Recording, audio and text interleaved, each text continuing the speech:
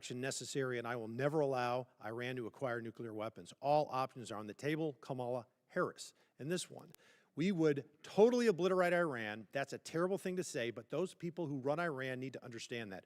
Hillary Clinton, 2008. So it seems to me that Barack Obama, Hillary Clinton, Joe Biden, Kamala Harris, and Donald Trump had something in common. They weren't going to allow Iran to get a nuclear weapon, and some of them, 4 of them, were all words, and one of them took action. There's 93 million. We're involved in a land war in Asia. I get it. It's complicated. 93 million people, much larger than Iraq, but 80% of their country hates their guts. This is a regime that murdered 40,000 of them and gunned them down in the streets. They're responsible for over 600 American deaths. How long was World War II? You have any idea? In days? I have it right here. In days exactly. I got to multiply by 365, but yeah, it's 1,347 days. Korea was 1,129, and our involvement in World War I, which was rather quick, was 585. How long we've been involved in Iran? just shy of 60 days. 60 days, 2 months. And what is the degradation of their Navy right now, Secretary? Their conventional Navy is destroyed. They had 3 drone aircraft carriers, they have none. They had 11 submarines, they had none. They had different frigate classes, they have none. They may have small speedboats at this point, Coast Guard type vessels, but their conventional Navy is gone. Air Force? Likewise, functionally destroyed. Command and control? It's hard for them. There's a reason why there's a challenge in communicating around a deal is because their command and control is fundamentally broken as far as who's in control and how they communicate. We could make very good arguments that the serious nature of any action in a country like Iran, there were good things to consider before doing it. There were also very good reasons to do it. The fact of the matter is, ladies and gentlemen, Republicans and Democrats, we're here now. This is an evil regime. We can fundamentally reshape not only the region, but the world. They were the largest exporter of terror and ballistic missile technologies. We need, gentlemen, to win. Secretary, General Caine, win. I yield back. Gentleman yields back. Chair, and I recognize the gentleman from Pennsylvania, Mr. DeLuzio. Thank you, Mr. Chairman. We all just heard pretty powerful reporting, courtesy of Mr. Ryan, from many of our wounded troops who were injured in the attack in Kuwait. Mr. Secretary, you heard direct quotes from some of them via CBS's reporting. They were willing to talk to the press. Things like they were unprepared to provide any defense for themselves in the unit. Things like we were moved closer to Iran to a deeply unsafe area that was a known target. Long day, huh? Get Kevin's natural foods. Clean, protein-packed entrees.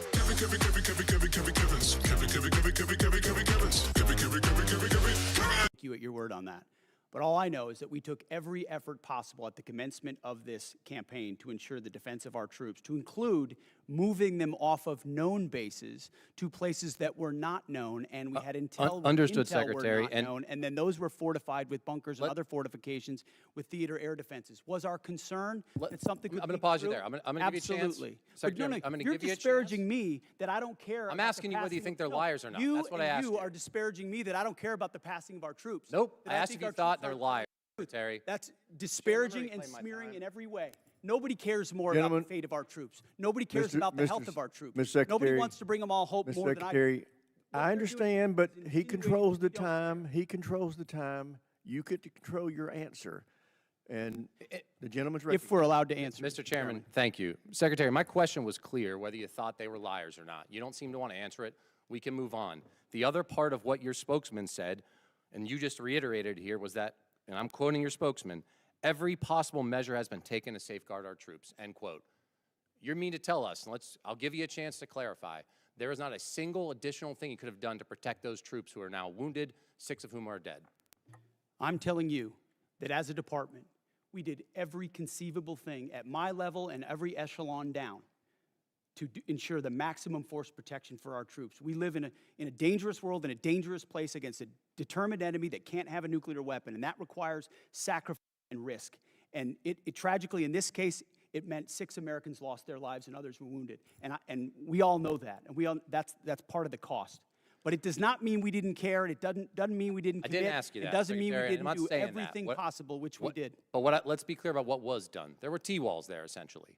There was no overhead protection. The known threat in that environment, and I think we all here understand it, is overhead drone strike. There was no protection for overhead drone strike. So I'm struggling to understand how your answer and your spokesman's answer is that every possible measure was taken. We can move on. Mr. Chairman, Chairman Caine, I want to ask you something on a different topic. Folks at home know you're the senior military officer in our armed services. They may not have as much of understanding of your role in the chain of command. You're outside the operational chain of command, but you are the president's and the secretary's senior military advisor. So I want to ask a very basic thing, what you would expect our commanders in the field, our troops to do should the enemy lay down their weapons and try to surrender. What would you expect commanders in the field to do? Well, sir, I think I'll go back to something I said earlier with deep respect for your question, but I think you're trying to take me to a partisan place here, and I can't let you do that. General, as always, I respect your no, sir, desire I just, to avoid it. I'm not yes, trying sir. to put you in a partisan place. and I know that, but our officers and enlisted service members always follow lawful orders. There's a checklist for them to do that, and I'll stay in the Very middle. good. Understood, General. Secretary, let me give you a chance. And you've been asked about this earlier. You said in, I think, your press conference, essentially, and I'll quote you here, no quarter, no mercy for our enemies. That's the end of the quote. Is your guidance that you expect our troops in harm's way, if there's a foreign enemy surrendering, laying down their arms, they're supposed to provide no quarter and kill them? You denied it, but you were indeed trying to take the chairman to a partisan place. That was General Milley. That was the previous administration, which played politics. We don't play that way. It's a simple question. I'm asking you what you meant. We fight to win, and we ensure the rules of engagements are such that our troops have every authority possible to. I'll give you another chance. In saying that, are you trying to tell commanders that that's what you expect? You're in the chain of command. It's a simple question. I understand that. My commanders know exactly what the guidance is with each and every mission, and they know every tool. Secretary, every tool at in their disposal refusing be to effective. answer it, I think you speak volumes. I think that's a dangerous thing. We all know the expectations. We know the law of war. We know what is lawful. I'd expect our commanders to understand that as well. I yield back, Mr. Chairman. Gentleman yields back. Chair now recognizes the gentleman from Guam, Mr. Moylan. Thank you, Mr. Chairman. Secretary Hegseth, thank you for your continued attention to Guam. Really appreciate it, and while leading the War Department here, and I'd like to remind my colleagues that one of your first official trips as Secretary was to visit Guam. And during your confirmation hearing, you identified the island as America's most strategic location globally. And this commitment does not go unnoticed, sir. So I thank you, Mr. Secretary, for that. And as we continue our buildup for the defense of our nation in Guam and the people of Guam, we have many active duties personnel, but we also have a lot of Department of War civilian personnel too. And right now, my most consistent question from my constituents have been asking is, when would the living quarter allowance authorization for War Department civilians in Guam, when will it be implemented? And recently, your office confirmed that the guidance should be published early May. Will you work to keep that timeline? And will you work to ensure living quarter allowance will properly incentivize local hires to stay on Guam? Well, if that's what we stated, we need to stick with it. That's been our pledge. And I think it reiterates that the amount we're paying on to pay for housing and for quality of life and living at certain, especially unique locations, is usually mismatched, and it causes staffing and workforce problems that we need to address in a tailored nature to some of those unique locations, like Guam, like Hawaii, and others in Europe. So yes, we're committed to that. And I would just note that in our budget, we've got almost $1 billion for the Guam defense system. Also, we're investing in ensuring that that critical location you described is part of our theater umbrella. Excellent, sir. Thank you for that. Another longstanding request I have from the War Department has been the increased support for Guam's power grid. As you know, we all, the one island approach there and working together, our water, our power, our port, our airports, our hospital, it's all in support, working together with the military. But one of the important ones for us is Guam's power grid. And most of Guam's grid is owned by the department and is leased to the Guam Power Authority. And as the military demands upon the power grid increases, do you see either O&M funds or military construction funds being the best path for the department to support Guam's power grid needs? I'd welcome your input, first and foremost, as we have throughout. But as was noted, we've got $450 million for small modular reactors, which is a new approach we're taking, which we think makes our bases more resilient. If there's one place the American people count on being able to be prepared in that moment, it's our bases, wherever they are, whether CONUS or OCONUS, and these reactors are a key part of getting at it. So that would be part of how I would answer your question. I appreciate that, Mr. Secretary. Also, the Guam Power Authority is the only one in charge of all the transmission lines. So where that power source, and I know there was some consideration of the small nuclear reactors as well, but the Power Authority will be the one transmitting for the transmission lines for all the power on the island. So looking forward to working with your office. Thank you, Mr. Secretary. Another deep concern for the people of Guam has been the cost of housing, which is often driven up by large numbers of servicemen living on base in Guam, off base on Guam. And I've been impressed by the recent efforts by Joint Regional Marianas to reduce the reliance on existing housing stock in both north and south of Guam. Can you tell us how the Department Housing strategy in Guam will work to keep homes affordable to locals, and if increased private sector involvement would help address my constituents' concerns? Well, we've got about $4.5 billion for family housing in the FY27 budget. It's something we recognize as a challenge, and in places like that, a unique challenge.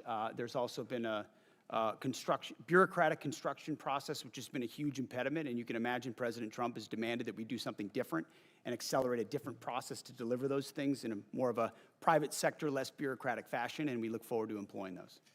Excellent, sir. And finally, we did have one discussion when we first met on Guam regarding the Medal of Honor possible recipients that are deserving of this. Now, Guam has never had any Medal of Honor recipients, and there's three names that we've... Gentleman's time's expired. Thank you. I would like to point out, once I recognize a member, they have control of that 5 minutes. If they want to give a speech, they can give a speech. If they want to ask questions, they can ask questions. But if you ask a question, I would hope you give the witness a chance to answer. But if they choose not to, then the witness has to recognize it's their time and cut it off and go back to them. But I want to stick... Sorry, go ahead. I want us to be respectful of each other and be able to make sure we maximize the use of this time. But everybody has to understand it's the members' 5 minutes once I recognize. Did the ranking member want to offer something? Yeah, I just want to second that. Yeah, it is the members' time. I do hope members, you do ask a question, got to allow for more than 2 words. Yes, if they filibuster or don't answer the question, feel free to interrupt. But I hope we can keep this respectful and it's more productive for us and for the witnesses and for those watching. Great. So thank you, Mr. Chairman. And with that, we will recognize the gentlelady from Hawaii, Mr. Kuda. Thank you, Mr. Chair. On February 2nd, President Trump said we should take over the voting in at least 15 places. The Republicans ought to nationalize the voting, despite the Constitution assigning primary responsibility for elections to the states. Federal law also draws very clear limits. Under 18 U.S. Code Section 592, military officers are prohibited from deploying troops or armed personnel to polling places unless necessary to repel armed enemies of the United States. That is this exception, not politics, not suspicion, not conspiracy theories, armed enemies. Secretary Hegseth, do you think American voters are enemies of the United States? A simple yes and no will suffice. I think legal voters, I think everybody who's legal should vote, yes. So American voters are not enemies of the United States? Yes. You're agreeing with me? I think America's legal citizens should vote, yes. How many armed enemies of the United States have attempted to interfere in the last election? Can you recall any time when armed enemies of the United States attempted to interfere in the last election or the 2020 election? We just had the King of England here that a while ago, but so 250 years ago. Okay, very good. All right. Well, Secretary Hegseth, if President Trump ordered you to deploy troops to polling places during the midterm elections this fall, which would violate the law I just cited, would you implement his order? Yes or no? What you're trying to insinuate is that the president would give unlawful orders and we would somehow deploy troops as a result. And the evidence of our department is that we've worked alongside law enforcement very effectively for 15 months. Los Angeles would have been on fire for the summer had we not come across I humbly our disagree with that, but this is not a law hypothetical enforcement friends and situation help that them I'm out. inferring on. Your president in January of this year told the New York Times that he regretted not ordering the National Guard to seize voting machines in key states after the 2020 election. Last I heard from you, the last time we had any kind of armed enemies at any type of voting places was 250 years ago. We're talking 2020. So if the president, again I'm asking you, orders you to break election law, violate the Constitution and the law, would you follow the orders of the president, yes or no? The president, you like to insinuate that the president issues It's a illegal simple orders, which he hasn't question. and does not. Who would you follow, the president or the I Constitution? will note that in 2024, troops were, that was Joe Biden, by the way. Who Joe would Biden you send were to- deployed to polling locations in 15 states. 2024, Joe Biden, troops deployed to polling locations in 15 states. Explain that one to me. I am asking you a question now. You seem to really like Joe Biden. You've brought his name up more than many other topics today. Answer the question. Who are you beholden to, Mr. Secretary, the president or the Constitution? Well, I If very you can't answer proudly- that question, I 'cause you very couldn't proudly answer served that as question when president I and asked you, very would you shoot proudly swear an innocent oath to civilians defend in the the leg Constitution. in Los Angeles. So you couldn't answer that either. So I think our answer is very clear. Obviously, you have taken a oath of loyalty only to the president and not the people of this country. Let's move on now, and let's talk about AI. The Marvin Smart System, which appears to be the program on record being used in Iran, does the targeting work we know of about 2,000 It's people called the used to Maven do it. system, not the Marvin system. Excuse me. Thank you so much for that correction. It does it in a fraction of the time. The intention was to compress the kill chain, and the result was an attack that killed almost 200 children. Would you agree that tragic actions like this prove that when we trade time and humans for safety, people die? The Maven system is a very effective tool, and inside that we have very prescriptive processes by which we ensure as much precision as humanly possible in very complex battlefield So you environments. think we took every absolute effort to make sure that innocent civilians did not die in this attack? I know that there is no country on planet Earth that takes more measures to ensure that civilian harm or civilian casualties are minimized than the United States of America and this War Department, and that is a fact. In human Okay, and yet, Mr. Secretary, you eliminated the department's civilian harm reduction staff. You eliminated for a country that makes great efforts to make sure human casualties are reduced or eliminated. Don't you think that that goes actually counter to what you just said? Would these children not still be alive if you had not eliminated all of these staff working within CENTCOM? We didn't eliminate them. We made sure that those things that they normally accomplish are at the field level, which they are, and all of these processes are in place Would you at not every agree level. that something clearly every has single failed, level. whether it's our implementation of AI, whether it's understanding our human dependence on AI? Would you not agree something failed because almost 200 children died in Iran as a result of our bombing? You're insinuating something where an investigation is not complete. Gentlelady's Thank you, Mr. time's Chair. I yield expired. back. Chair now recognizes the gentleman from Georgia, Dr. McCormick. Thank you, Mr. Chair.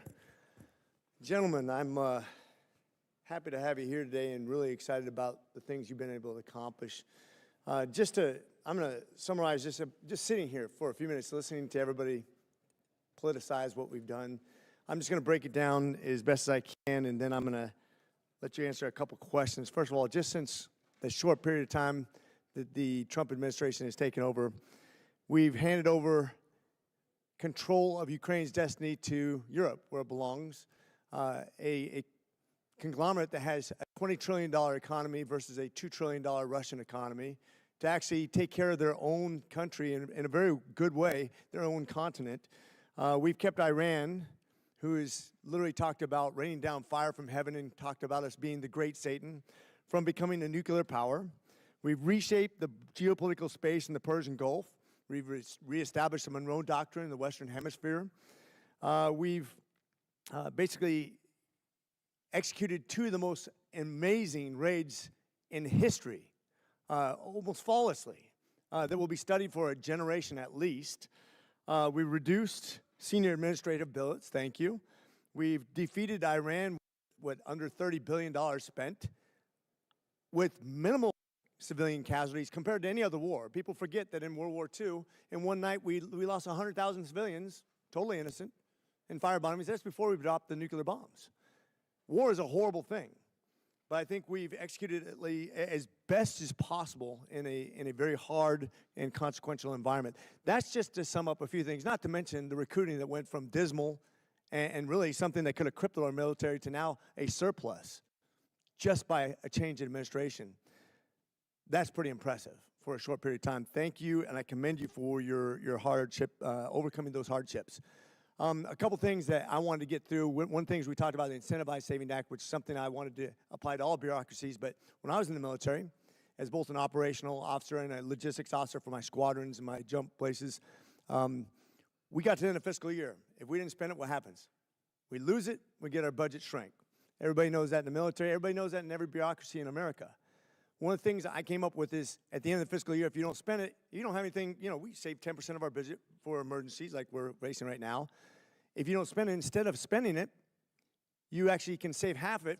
Now at Whataburger, you can get the new Big Ranch Wrap for $3, 5 premium Whata chicken bites for $4, or a Bacon Cheese Whataburger Jr. for $5. Add fries and a drink for a little more. Now that's a Whata deal at Whataburger. Download the app.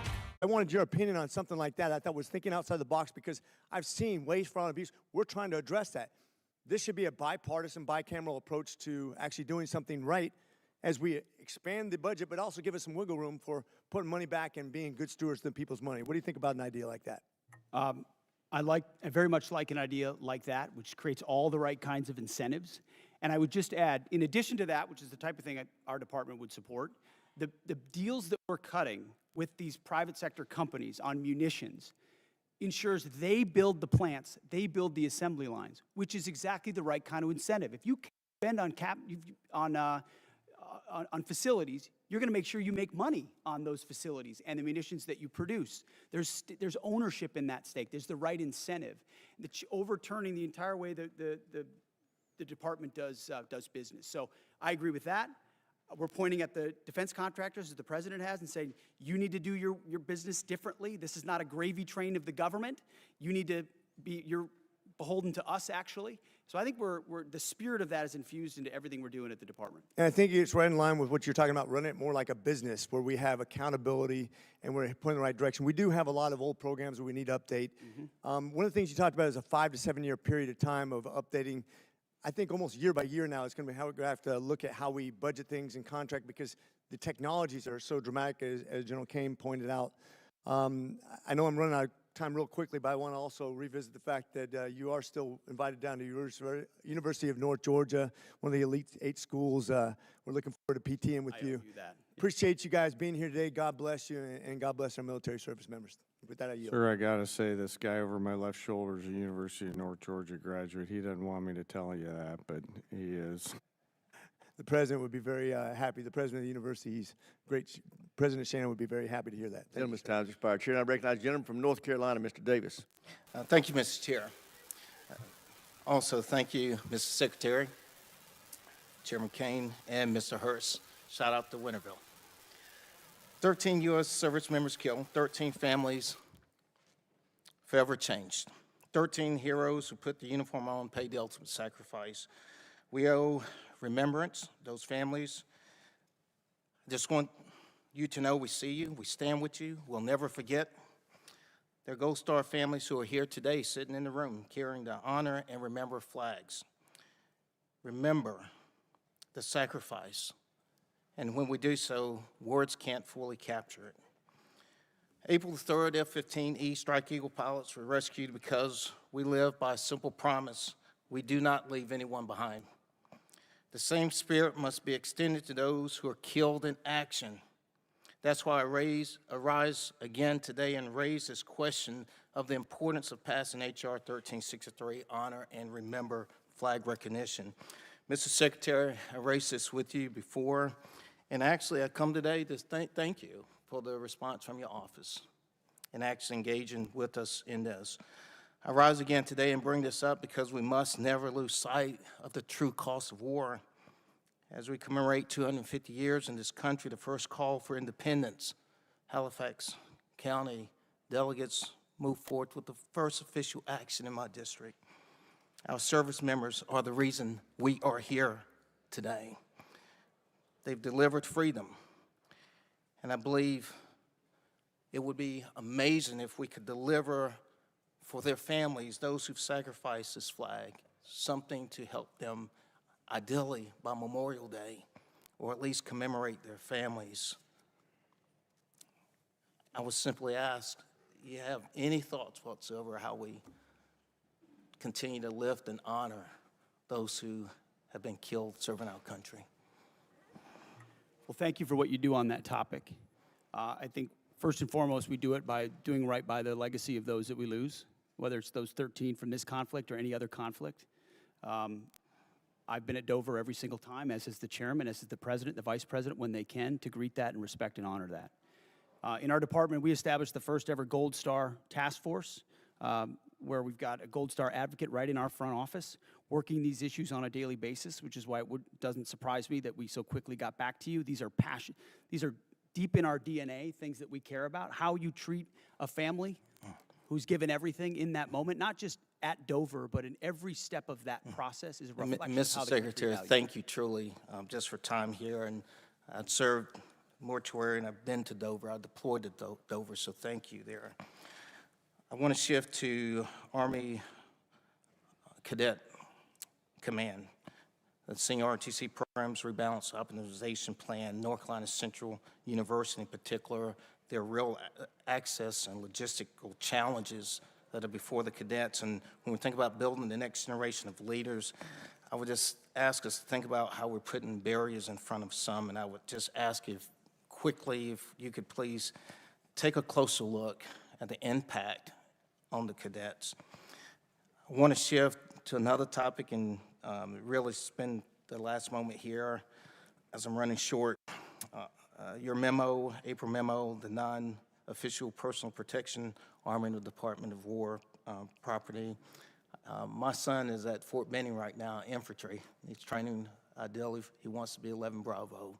And I shared the memo with them, and he shared it with his battle buddies to see the response. And he's definitely Second Amendment enthused, an advocate, and they're really interested, in this.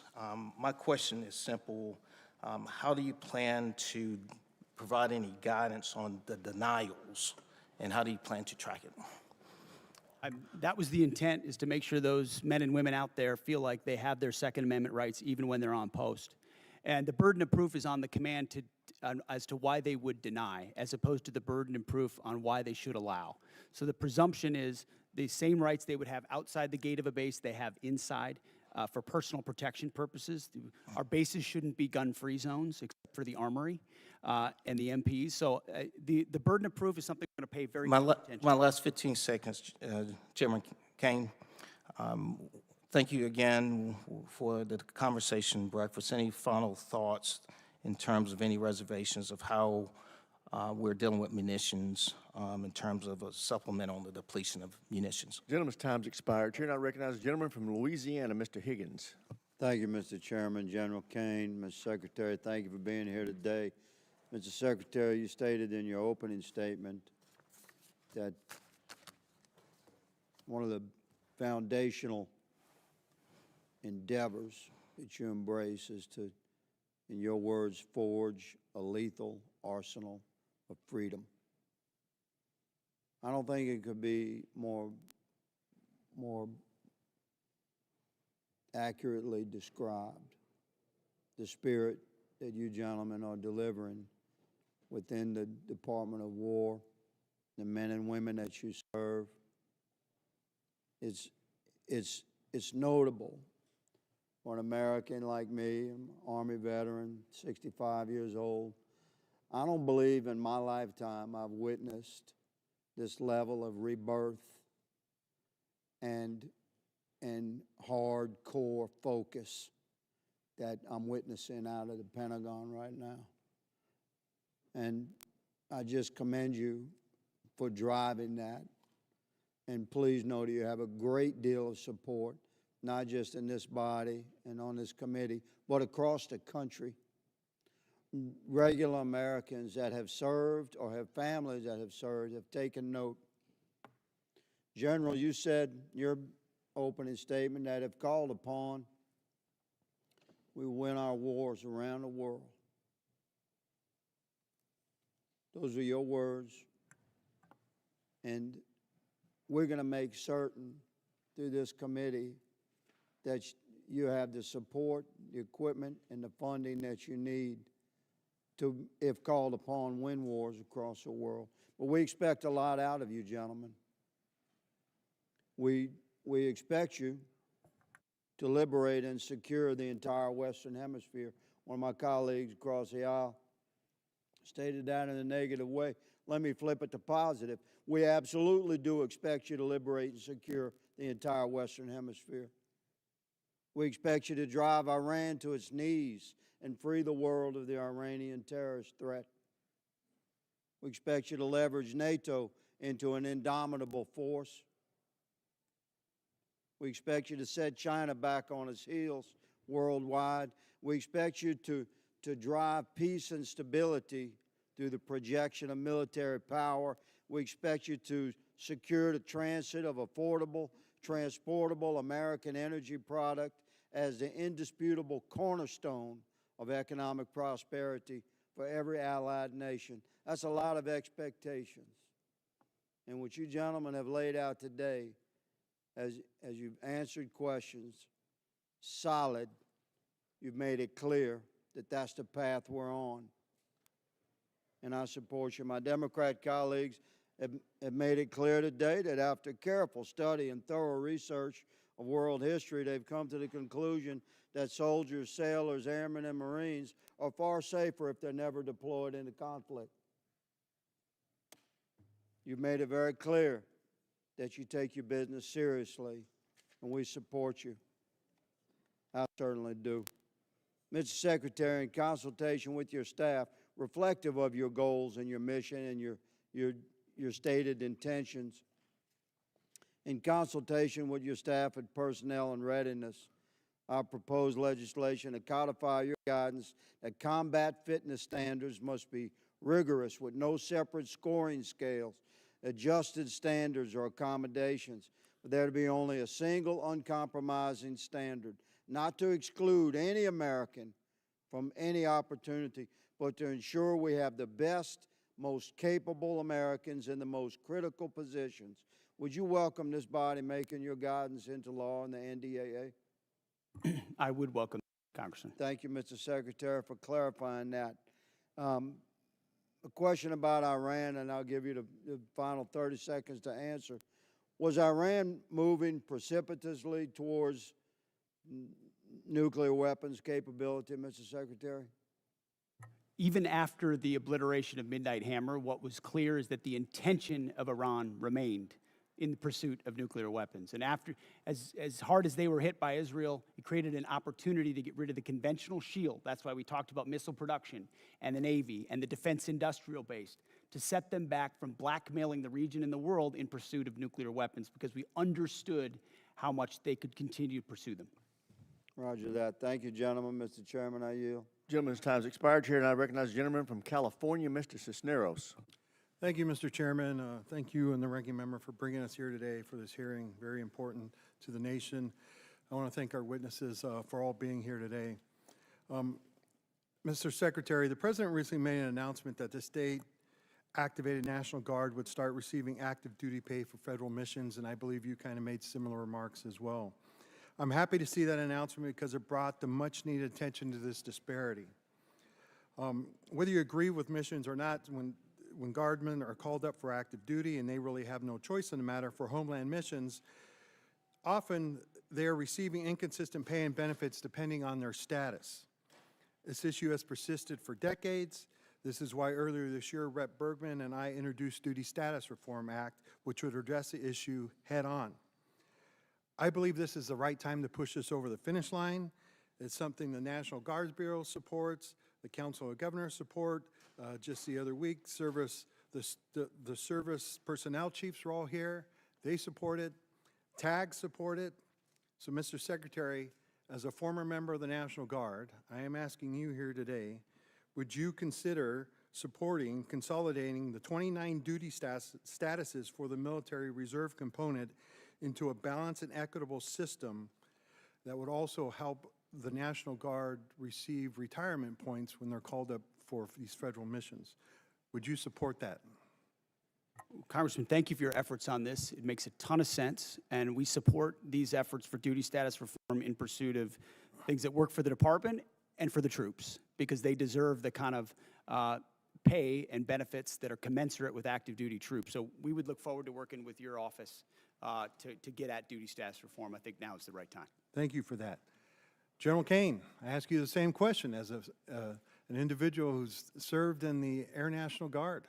Would you consider supporting duty status reform that's going to simplify this and help our National Guard troops? Sure, I'll be careful to stay in my lane. My personal, not the chairman's opinion, as somebody who's lived the house of pain of 30 different duty statuses, would support it. As the chairman, I'll leave personnel, and you know this from your prior life, to our civilian leaders who do that, but I do think we owe a better set of options for our guardsmen and our reservists across the forces. Well, thank you both for that. This is something that I think needs to get done and something I've been working on for years now.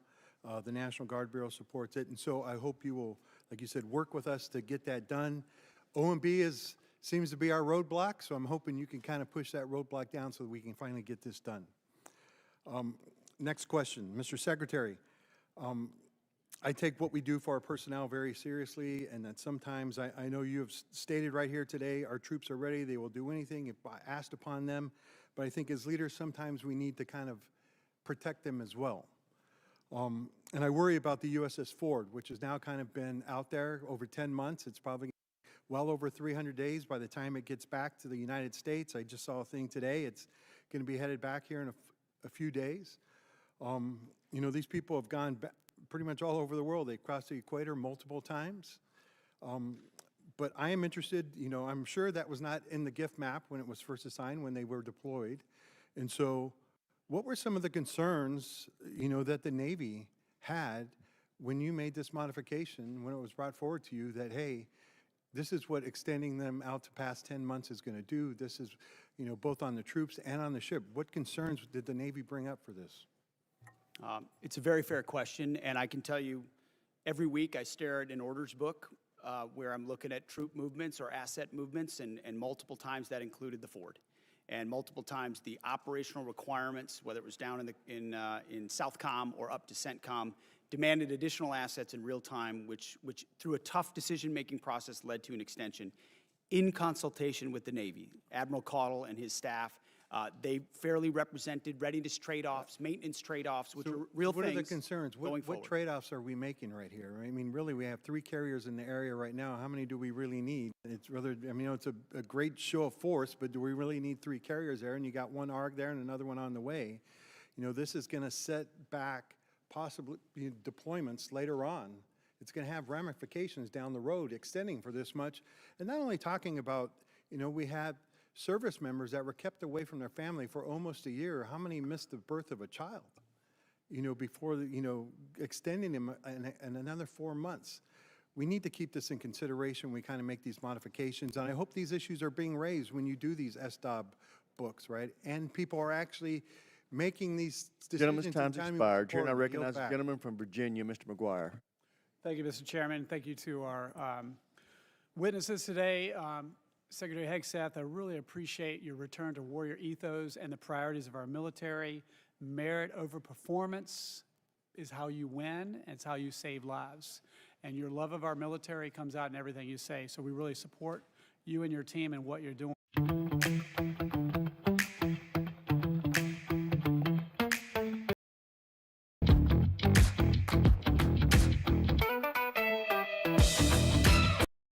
Whatever, we're all Americans and we're all on the same team, and we put our differences aside and work as a team. We can turn the impossible to a possible. We can be outnumbered and still win. So I want to commend you guys for supporting our troops so they can best survive. Let's see, the border. Nobody talks about the border, Mr. Secretary, as you say, but it's incredible what you guys did in just a matter of weeks. The missions in Ukraine, Honduras, I don't know any other military in history who has been able to successfully do something so complicated, but it talks to the unity and the teamwork of all the joint force and how well they work together. I got a lot of questions. I'll try to go fast. $1.5 trillion budget. In that budget, I want to echo what Rep. Jackson said about USSOCOM.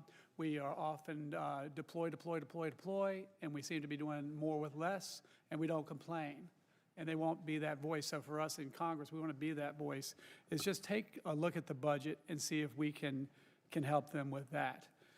Also, I want to talk to you guys about solid rocket motors. I know that the Secretary of War, I know that in this budget we've picked one particular company that we put a lot of money in, and I think it's a great company, and they do a great job. But what is your plan to also have other companies come to the table to help us with a shortfall with solid rocket motors? You're right on SOCOM, and we will absolutely work with you and look at that. On solid rocket motors, it's such a critical component. You got to go with your fastest runner to get caught up as quickly as you can and giving them incentives. But we've also learned on multiple domains that just one option means zero options when you're stuck. You know, 1 is 0, 2 is 1, 1 is none. So we need multiple avenues on that approach, and we look forward to finding other companies that can do it as well. Thank you. General Caine, National Guard. I'm thinking about counter-drone with FIFA coming up, Super Bowls and all these things going on. Have you considered, and if you haven't, will you consider training National Guardsmen, send them to counter-drone schools so they can come back and train law enforcement so we can increase our ability to protect critical infrastructure? Sir, for sure. They may already be doing that. Please let me take that one and come back to you. I know the Title 32 force, in advance of all the domestic things that are on the horizon here with America's 250, are looking at a range of capabilities. So if you'd be okay, we'll get back to that. Thank you. On Ukraine, whoever could answer this is, you know, they have 60% enriched uranium. They say they have enough to build 11 bombs. And even at 60%, is that enough to make a dirty bomb? Is that a yes or no? Does anybody have an answer for that? I mean, I wouldn't want to state anything that might be classified, so I wouldn't talk about that in this setting. And by the way, in World War II, a congressman was in a closed briefing and learned that the reason the Japanese hadn't sunk any U.S. submarines is they didn't know our submarines could go below 250 feet. So he went out to the media and told them that, and we started losing submarines and losing American sailors. So a lesson for all of us in Congress: be careful how we. So thank you for considering that. I would say this: if they had a nuclear bomb, would that kill hundreds of people potentially, thousands of people potentially, or millions of people potentially? The history shows us what the lethal potential is of a nuclear weapon, and so you'd have to assume the higher end of that range, and given the radical nature of this regime and the likelihood of them to use it, it gives you a sense of the threat. Well, I think the threat is too great to wait, and I have to commend this President Trump for having the fortitude, and the Secretary of War and the joint force for making sure we stop this threat for the world. Also, I'm a big supporter of the AH-64 Apache. I understand in operations Absolute Resolve and everything else, it's been very effective in countering drones. I'm glad that in the NDAA, we're keeping that program going. And I just saw that you're going to keep the A-10 program going. And a good friend of mine said, long live the Warthog. But if there's ways that we could bring some of the Warthogs back, and or are there any other capabilities that can replace the Warthog? I don't think so. Is there anything that can do what the Warthog does? Gentleman's time's expired. Chair, and I recognize the gentleman from Illinois, Mr. Sorensen. Thank you, Mr. Chairman. To General Caine, on behalf of myself and my constituents, we thank you for your service and your leadership to our military men and women, to our service members and the veterans that I see in our committee today. Thank you for your support of our great country. Mr. Hegseth, I hear from your officials in our briefings here on the Hill, and because I live in an Army town, I now hear from neighbors at the grocery store who are worried about our munitions stockpiles that are now down to critical levels, and they sure don't want another forever war. So, Mr. Secretary, first of all, talk to us about the need to renew munitions stockpiles, and tell us what happens when munitions stockpiles become depleted. Well, first of all, I would note that, as you know, we give weekly briefings on munitions to this committee, so it's not something that's withheld from any of the members here. We appreciate that. But it's also a topic that isn't something that should be publicly discussed as far as any shortfalls that may exist. But I would assure you that there are not shortfalls that exist in our ability to execute the missions around the world. And the reason we're investing in the defense industrial base with $1.5 trillion is to make sure the greatest companies in the world, which have been falling behind for decades, are running faster than ever before to give us 2x, 3x, 4x of the critical munitions, your Patriots, your THAADs, your SM-3s, every other standard missile, and my neighbors neighbors work really hard to make sure that we can It's achieve jobs in those America. It's Right. what our warfighters need. So, We're so focused could you on it. tell me why we're firing the people at Joint Munitions Command for no cause other than just telling them they're overhired or they're a surplus employee? I would At have to Joint look- Munitions Command? I would have to look into the particular circumstances of that, but there have been places where we haven't been moving fast enough with munitions, and when people don't move fast enough in the Department of War, we find someone else that will run fast. This is Joint Munitions Command. I mean, your department says that you're prioritizing munitions, yet you cut 58% of Joint Munitions Command at Rock Island. But let me move on. My district is also Munitions harmed- are not built by commands. No, but Munitions they're- are built by they're the businesses. ones that are And we are going to very get good it at done. building commands and bureaucracies and slapping 3- and 4-star generals in charge of things that don't move things any faster. So our job is to unleash the How are private we going sector to get it done provide if these we things. don't have Joint Munitions Command? But let me move on. We also have Army Sustainment Command in my district. Could you tell me why we're firing folks at Army Sustainment Command when now is the time that we should be giving our soldiers every piece of sustainment that we can give them? Because as I've stated, the status quo at this department before the Trump administration was unacceptable and changes had to be made. Do you think it's acceptable to fire veterans from jobs where they've been, you know, I talk to my neighbors at the Arsenal, and they've worked there 20, 30 years on top of their service to this country, and they're doing it exemplary. Great performers will always have a job at the Department of War, and when you reestablish merit, sometimes things happen, but we're grateful for all the vets that serve. And in fact, we've created a Patriot pipeline for service members to get into the defense industrial base manufacturing business, to consider that as a second career. So we're leaning into vets and service members as the workforce of the future in our department. And this isn't me. I mean, they tell me that, you know, they feel you're taking a wrecking ball to the civilian workforce. But, you know, I want to go and follow up on Congressman Norcross's questions about why you terminated collective bargaining earlier this month. This affects hundreds of thousands of hardworking DOD employees. So many of them are veterans who have honorably served our country. You testified that if you work hard, you do the work, you keep your job. But that's not what's happening.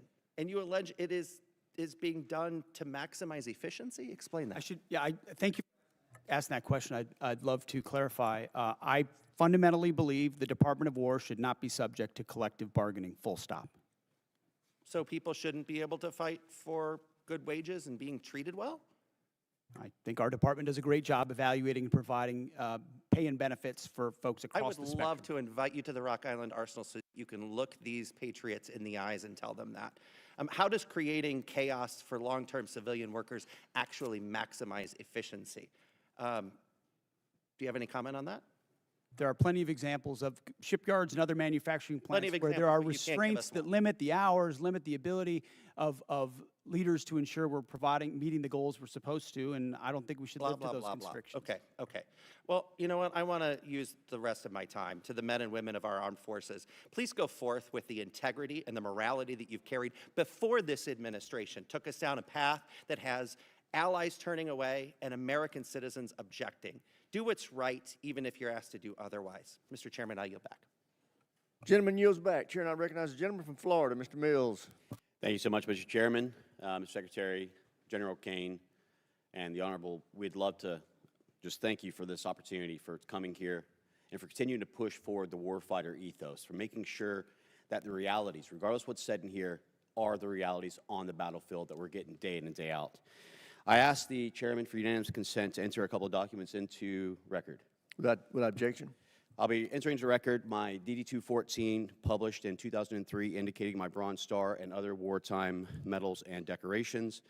I'd also like to present the document provided by the Department of the Army in 2024 that also authorizes vets and verifies all medals and or awards, as well as a document by Paul Savitsky, former Special Forces member, that annotates the 2 explosions that I was involved in Baghdad. Without objection, so ordered.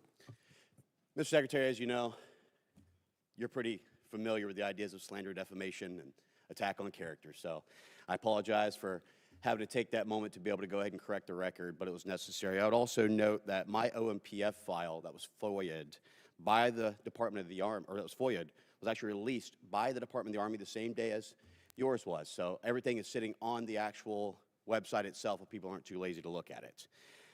Secretary Hegseth, thank you for your testimony and for the time that you have here today. As the chairman noted, President Trump's incredible $1.5 trillion investment into our national defense is set to reverse the years of atrophy that our defense industrial base has faced over time, especially small innovative businesses and needs of a solid demand that signal that our War Department is ready to buy American. I witnessed myself as I was with you in Merritt Island, Florida, as we went on the Arsenal tour, and unfortunately I didn't get to do the cool things like fly in a jet really quick and buzz around while we were all actually doing hard work here. But I wanted to just say, Mr. Secretary, that can you detail for us how the Department of War has eased the path for American small businesses to contract with the departments?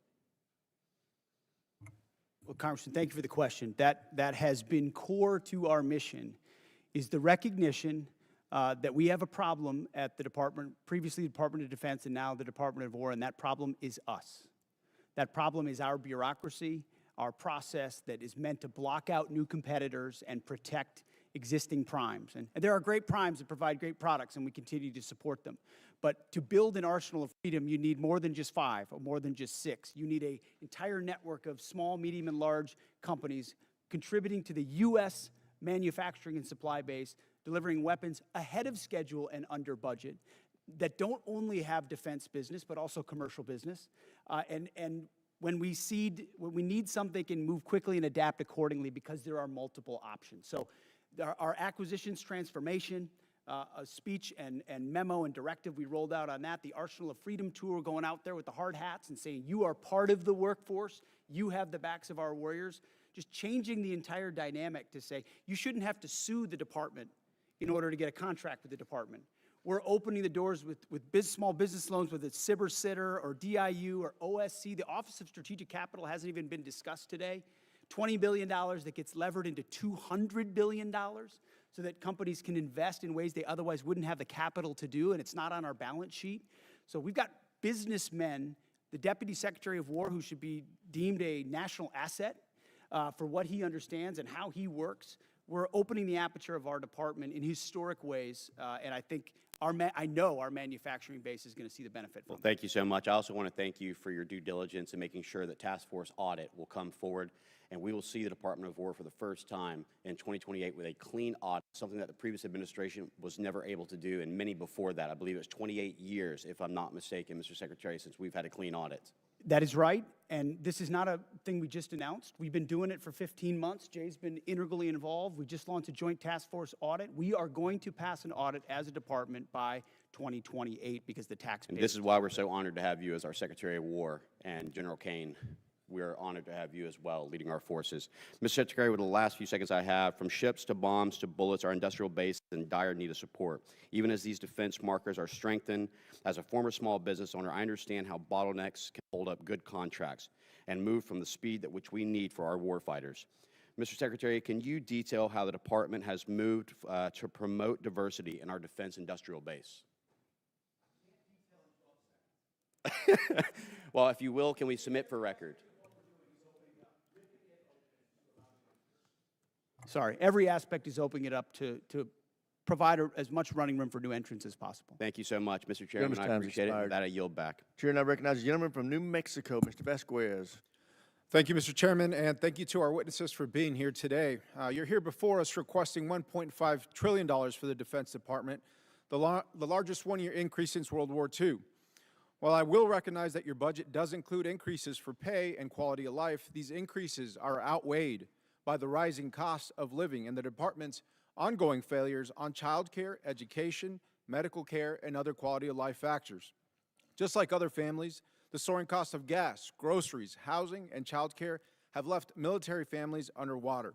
Yet the department continues to put other priorities, like a $25 billion war of choice in Iran, and just lately, photo ops with Kid Rock, ahead of improving the lives of our troops and their families. It's deeply troubling to me that the department received a historic $1 trillion last year, including $9 billion under H.R. 1 for improving troops' quality of life, but the New Mexican service members that I have talked to are still living in barracks that are at capacity, sending their kids to run-down schools and lack access to on-base childcare. Here's an example. During my most recent visit to White Sands Missile Range, I saw severely aging on-base infrastructure, specifically an elementary school that is in need of a complete rebuild. Secretary Hegseth, last fall you said that quality of life for our warriors is a critical component of reviving the warrior ethos. In a video you posted to social media last November, you said that the places where our warfighters reside need to be safe, comfortable, and clean. And in your opening statement today, you said quality of life is front and center in this budget. But when it comes to our troops' quality of life, I fear that this is more of all talk, because I can tell you the outdated barracks that I saw at White Sands Missile Range were anything but safe, comfortable, clean, and I haven't heard from service members about any improvements since you've assumed this role.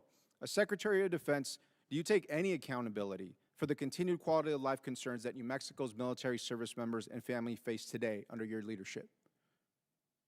Well, I appreciate your attention to the matter of quality of life, which is incredibly important to us, and it's reflected in this budget. I mean, historic amounts in barracks, in family housing, in family support like child development, youth program. I mean, this budget surpasses anything you've seen from this department in quite some time, to include replacing or eliminating all poor and failing barracks. So we've seen those photos. We responded to them with a barracks task force with $1 billion initially, and now we have billions of dollars behind it to make sure they're safe and clean and quality, but also that where they need to be replaced, they're rebuilt and replaced. And the President has charged me with doing that, and we are thank you, Secretary. focused on doing that. Thank you, Secretary. And I hope that the next photos that you receive and the next photos that I receive and reports that I receive are of improved conditions and of new barracks and of quality of life improvements, because this has gone on for far too long. Let me give you another example. At Holloman Air Force Base, the Child Development Centers on base faced critical staffing issues for many years, and just recently gave military families, our airmen and women, just 9 days to find new child care providers. One parent said she felt she had no choice but to resign from her job as a physician assistant when her son lost his spot in on-base care. And one patient, describing his experience seeking health care at Caine Air Force Base, said, "Good luck. If you need specialized care, referrals take 6 months or more, and regular appointments are booking a month out." And so spending $1 billion a day on a war overseas while leaving our service members out to dry is not America first. It's a betrayal. Secretary Hegseth, I voted for $1 trillion for the defense budget in committee last year, and I've yet to see the results come home. Service members back home have said nothing about progress or improvements underway.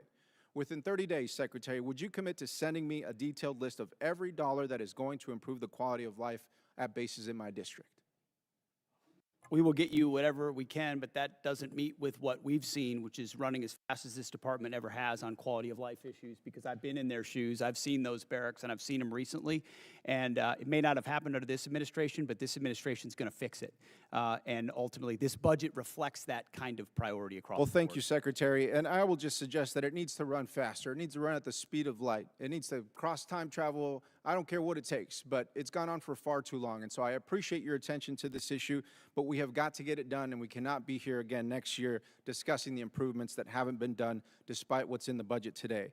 And so let me be clear that these issues have persisted for years under both administrations on both sides of the aisle. The department has received billions of taxpayer dollars as this committee has continued to work in a bipartisan fashion to support our troops and their families. And at a time when cost of living is the top issue for families, including those who serve, the department is in the position to address these costs of housing, child care, groceries, and other needs. I hope the department chooses to do that. Thank you, Chairman. I yield back. Gentleman yields back. Chair now recognizes the gentleman from Texas, Mr. Gooden. Thank you, Mr. Chairman, and thank you, Secretary, for being here and the work you're doing. Over the past decade, Bitcoin has evolved from a fringe asset into a matter of national security. Iran has demanded Bitcoin as a toll for transit through the Strait of Hormuz. North Korean cyber actors have leveraged it in ransomware campaigns, and China is believed to be stockpiling substantial holdings as part of a strategic reserve. Just last week, Indo-PACOM Commander Admiral Paparo stated that Bitcoin has direct implications for power projection, and he noted that Indo-PACOM is operating a node on the Bitcoin network in furtherance of that mission. Secretary, do you share the opinion that Bitcoin is a tool to project power, and are there any department-wide initiatives to ensure the U.S. secures a strategic advantage in Bitcoin and combats China's digital authoritarianism? I guess my short answer would be yes and yes. Long an enthusiast of Bitcoin and crypto potential, and a lot of the things we're doing, enabling it or defeating it, are classified efforts that are ongoing inside our department, which do provide us a lot of leverage in a lot of different scenarios. I appreciate that, and I share your views. I thank you for that. I also wanted an update with our operations in Qatar. How are those going since the Iran war, and how has Qatar been as a partner to work with over these last few months?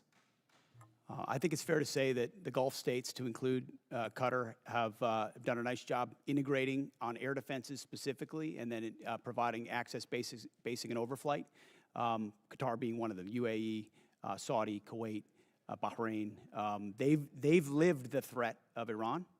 There's some complicated aspects with Qatar, but ultimately they've provided support to what we need in the theater. I appreciate that. I also appreciate the job that our men and women are doing there at that base. I realize they're going through a lot. We really appreciate the work you do, and I'll yield back to you, Mr. Chairman. Chair, and I recognize a gentlelady from New Hampshire, Ms. Goodlander. I want to thank our witnesses for being here today, and I want to begin by getting right to it, since my time is limited, on this $1.5 trillion budget request. Mr. Hegseth, you testified last year and you testified again today that you will be accountable for every American taxpayer dollar that comes to the department, where it goes and why. That's really important since, as it's been pointed out, the department has failed 8 audits. The department remains on GAO's high-risk list. The Inspector General just last year alone identified billions of dollars that could have been put to better use, and in questioned costs, that is spending that raised red flags. So this is a crisis right now in accountability of where the dollars of the American taxpayers who are in the middle of a cost crisis, where this money is going. I want to ask about your war in Iran. And Mr. Hurst, you testified earlier today that $25 billion has been spent to date. I just want to clarify that that is money, that taxpayer dollars that have been spent already in this war. $25 reflects the costs of the war, right? So we've already spent the dollars on munitions and things like that. So we're factoring in cost of munitions expended into that total. So how much of that has gone towards munitions? Does that include the munitions that have been spent to date? Yeah, that reflects the munitions that have been spent to date and other operational costs. Can you give us a breakdown of what those costs are?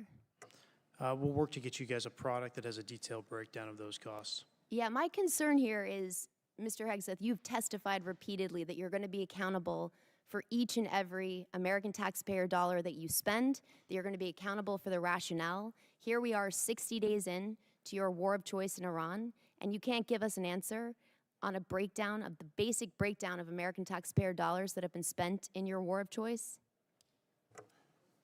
That's a question for Mr. Hurst. Right now, as you sit here now, you We're cannot. happy to give you a breakdown. We'll provide you a product after this hearing. Well, I would love for you to give us this breakdown now and explain to us, was this unbudgeted costs, or was this something the department planned for in advance, since you were appropriated $1 trillion last year? The department deals with contingency operations all the time within its normal budget. So this was not budgeted for. My point here is, you know, and General Caine, you've testified to this. We all understand, for you to do your jobs, you need Congress to pass budgets. For us to do our jobs, we need you to give us the details and to be accountable to American taxpayers. And so I gotta say, it's an extraordinary dereliction that as you sit here, you cannot account for billions of dollars that have already been spent. You're in this briefed war. on munitions every week. You and your entire staff have every, asking just so the you- American public know, it's not Mr. as if you Hegseth, don't have munitions levels. Mr. You do Hegseth, from us every single week, so you know exactly the numbers you're Mr. talking Hegseth, about. you have testified that American taxpayers need to know where their dollars are going. And as you sit here today, you can't provide us with a basic answer to the most simple question that you should be able to answer to each and every American You're asking taxpayer. a question to an answer with an answer you already have. No, I'm asking you for a breakdown where you said you will be accountable for every taxpayer dollar. You cannot tell us where any of the $25 billion in taxpayer funds that have gone to fund your war of choice in Iran. And I look forward to getting details from our witnesses after this hearing, because the American taxpayers need to know.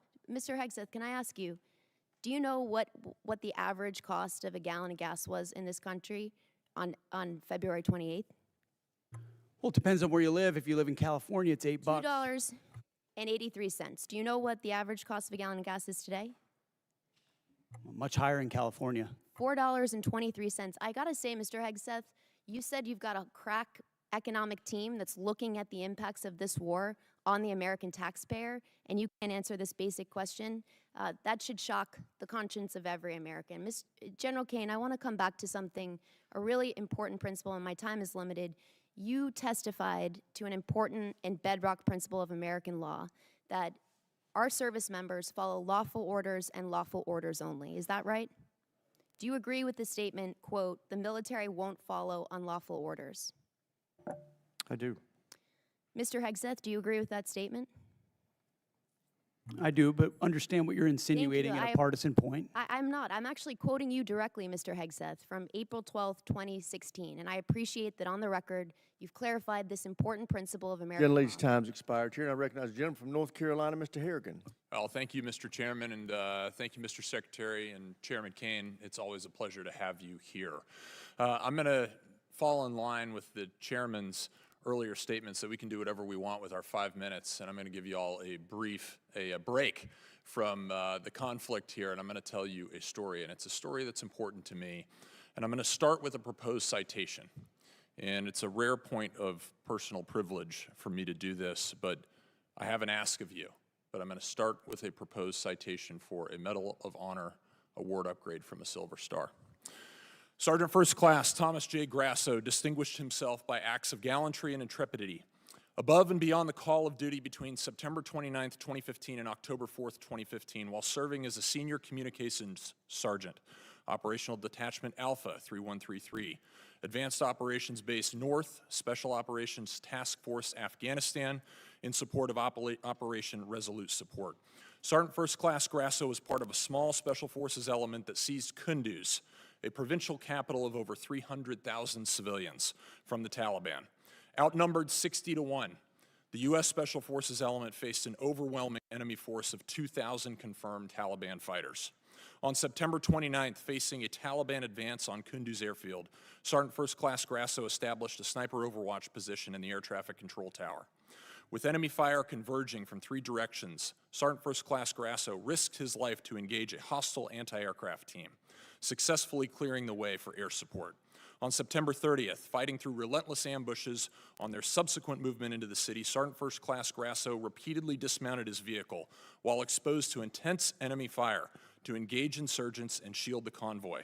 During one encounter, while under withering enemy fire, he disregarded his own safety, maneuvered into the kill zone of a complex near ambush, saving the lives of 5 trapped Special Forces teammates, 1 Romanian partner, and their interpreter.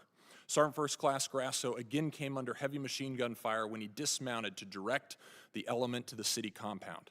To enable the remaining element to safely enter the compound, he effectively returned fire and suppressed the enemy positions.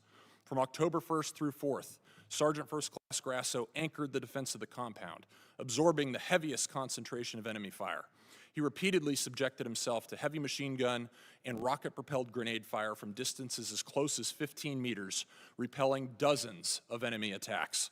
On October 1st, a rocket-propelled grenade directly hit his position, inflicting a traumatic brain injury. Bleeding, disoriented, and going 60 hours without sleep, he checked on his teammates before returning to his exposed post. From there, he single-handedly neutralized continuous waves of attackers, attempting to detonate vehicle-borne IEDs, forcing the enemy to request a temporary ceasefire. During a subsequent rocket-propelled grenade attack near his position, he eliminated a follow-on explosive-filled rickshaw, preventing a perimeter breach. As the fight wore on, the enemy began throwing hand grenades into the compound from an adjacent building. Sergeant First Class Grasso ran through the blast to hurl grenades back, then established a clear line of sight from an exposed staircase to enable his command to call in a danger-close F-16 strafing run, bullets hitting 15 meters from his position. When partner forces were decisively engaged, without sufficient ammunition outside the perimeter, he maneuvered, without regard for his own safety, under devastating fire to resupply their position, and employed accurate sniper fire, destroying another advance. On October 4th, he unhesitatingly stepped into the enemy's line of sight to destroy the fighter preparing to fire a rocket-propelled grenade at 2 trapped teammates. Throughout 130 hours of grueling, sleepless combat, Sergeant First Class Grasso's extraordinary heroism, unwavering dedication to his teammates, and complete disregard for his own life ensured the recapture of Kunduz with 0 friendly personnel killed in action. As these severe conditions took a toll on the element, his ability to fight through a traumatic brain injury with indomitable will and lethal precision inspired those around him. Sergeant First Class Thomas J. Grasso's heroism and selflessness are in keeping with the highest traditions of military service and reflect great credit upon himself, his unit, and the United States Army. I'm asking you to direct the board chair of HRC, Awards and Decorations Branch, to board Sergeant First Class Thomas J. Grasso's packet. I know these things to be true inside of this packet because I was there. And I'm here today only because I was one of those 5 that he rescued out of that near complex ambush. And I'm grateful for your service to our nation. Congressman, Thank you. We'll do it, and I'd love to meet the Sergeant First Class. Thank you. I think the gentleman yields. The chair now recognizes the gentlelady from Maryland, Ms. Elfreth. Thank you, Mr. Chair. I want to start by thanking SEAC ISOM and General Caine for inviting a number of us to the Pentagon last week to talk about the 1.8 million enlisted service members we have, the challenges and opportunities that we can work together. Every base that I go to internationally and every single major military base in Maryland over the last year, I insist on meeting with service members and hearing what we can all do better, Mr. Secretary. I want to assure you I insist on those meetings.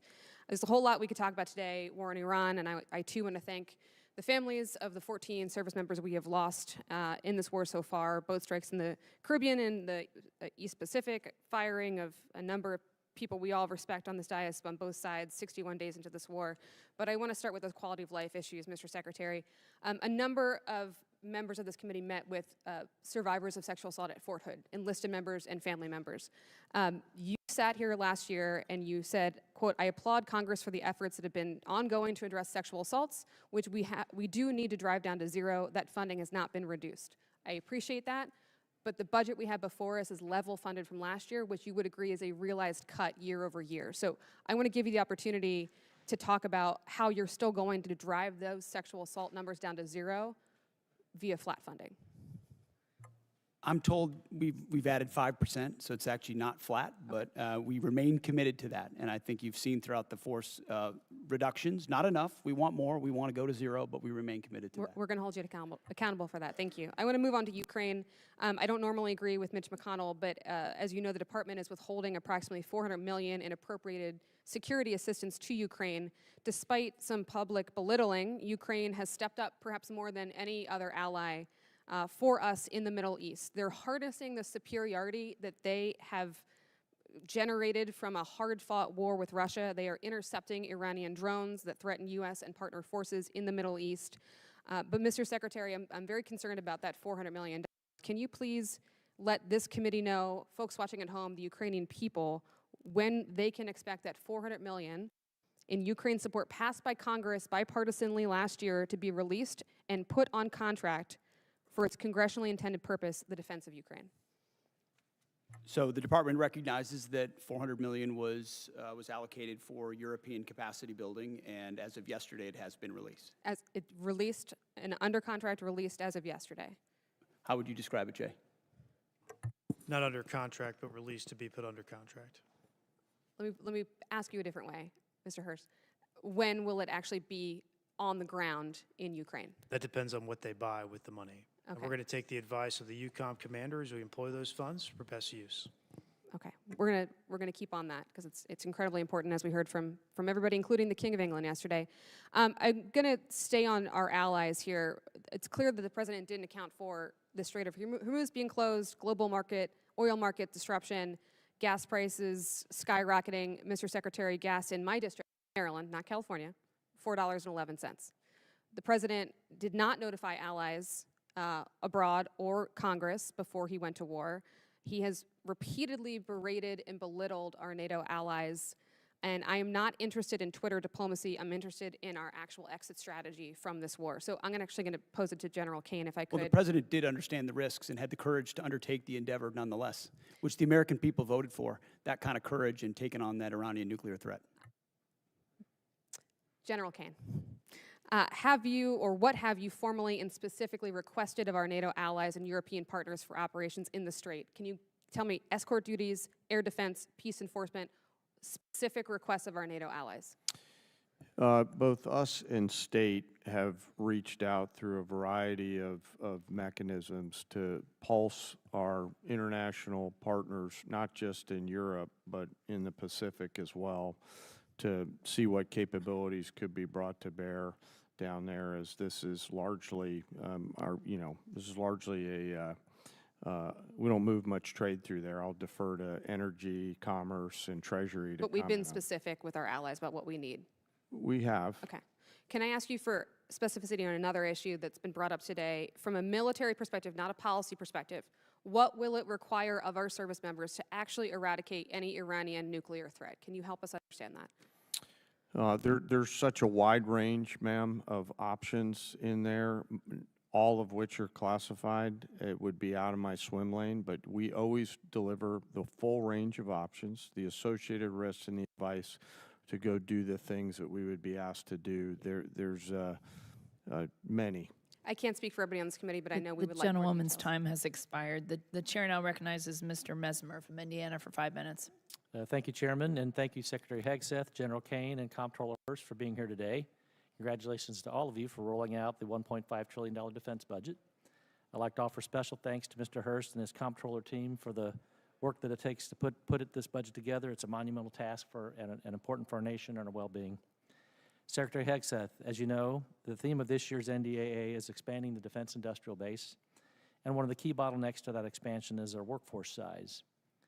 We are not producing enough skilled young workers, and too many regions with strong manufacturing potential remain underutilized. Would you support Congress working across committees on a national defense strategy workforce, a workforce strategy that promotes technical training, apprenticeships, and proven school-to-industry pipelines? Absolutely. I think you'll find our budget fully aligned with the theme of the NDAA, and when it comes to skilled workers, whether it's DODEA schools, whether it's the Patriot Pipeline or any form of trades, we're investing in that because we need those folks invested in our industrial base. Excellent. I'd look forward to working with my team to ensure those efforts align with the Department of Defense and the industrial workforce priorities. So my office will be reaching out. Also, Secretary Hegseth, we are in a shipbuilding crisis as the Department implements President Trump's vision for a larger fleet. Should the Navy leverage a model of distributed modular shipbuilding that taps industrial strength outside of traditional shipyards, such as in the Midwest, in the Great Lakes, and Ohio and Mississippi Valley regions, to help expand capacity, to ease pressure on overburdened shipyards, and cut down on maintenance backlogs? In short, yes, and including international options where we can work with partners who have specific capabilities that would speed up the timeline on shipyards that are behind in our own country. But you'll find $65 billion in this budget on shipbuilding, a lot of which builds on those types of capabilities. Excellent. Would you also agree that platforms like unmanned surface vessels, tenders, and other support ships seem well suited for production outside traditional shipyards? Absolutely. And in fact, some of those facilities were precisely the ones we visited on the Arsenal of Freedom tour, USVs, UUVs, where you don't need the same capabilities you would in a traditional shipyard, or you can invest in a new type of shipyard, specifically tailored to those more bespoke capabilities that can be scaled for the fight of the future, for sure. Perfect. Thank you. Secretary Hegseth and General Caine, many from the department have reiterated support for the nuclear sea-launched cruise missile, and I believe President Trump needs more support options in the form of expanded theater nuclear capability. From your perspective, what specific deterrence problem does SLCM solve that current capabilities do not, and what risk do we assume if that capability is not fielded? Take it first. SLCM provides, it's part of the multiple layers of nuclear deterrent that any president has to have at their disposal that creates dilemmas for enemies who are either nuclear capable or not, and ensures the kind of leverage required and defense required, deterrence required that the nation that sort of underwrites everything we do. So more options on that the adversary can't account for is only good for us. Only thing I'll add is, as we mentioned a little bit earlier, sir, we continue to modernize the full range of the triad. This is another tool in that regional normally, so it's something I support. Thank you. As we look beyond the current program, should the department be thinking about a future sea-launched nuclear system with greater survivability, maneuverability, and potential hypersonic capability? Yes, and I know we are. Okay, thank you.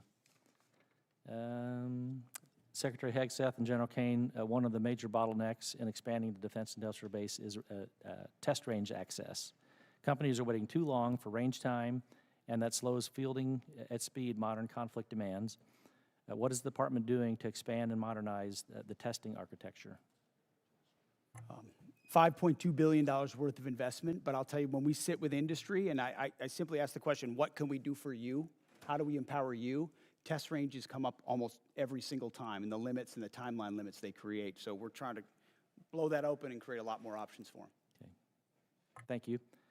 Secretary Hegseth and General Caine, I'd like to extend an invitation for both of you to come and visit Naval Surface Warfare Center Caine and see what a great work is being done in Southwest Indiana to support the warfighter and ensure our military edge. And with that, I'll close and surrender the rest of my time. The chair now recognizes Mr. Whitesides from California for 5 minutes.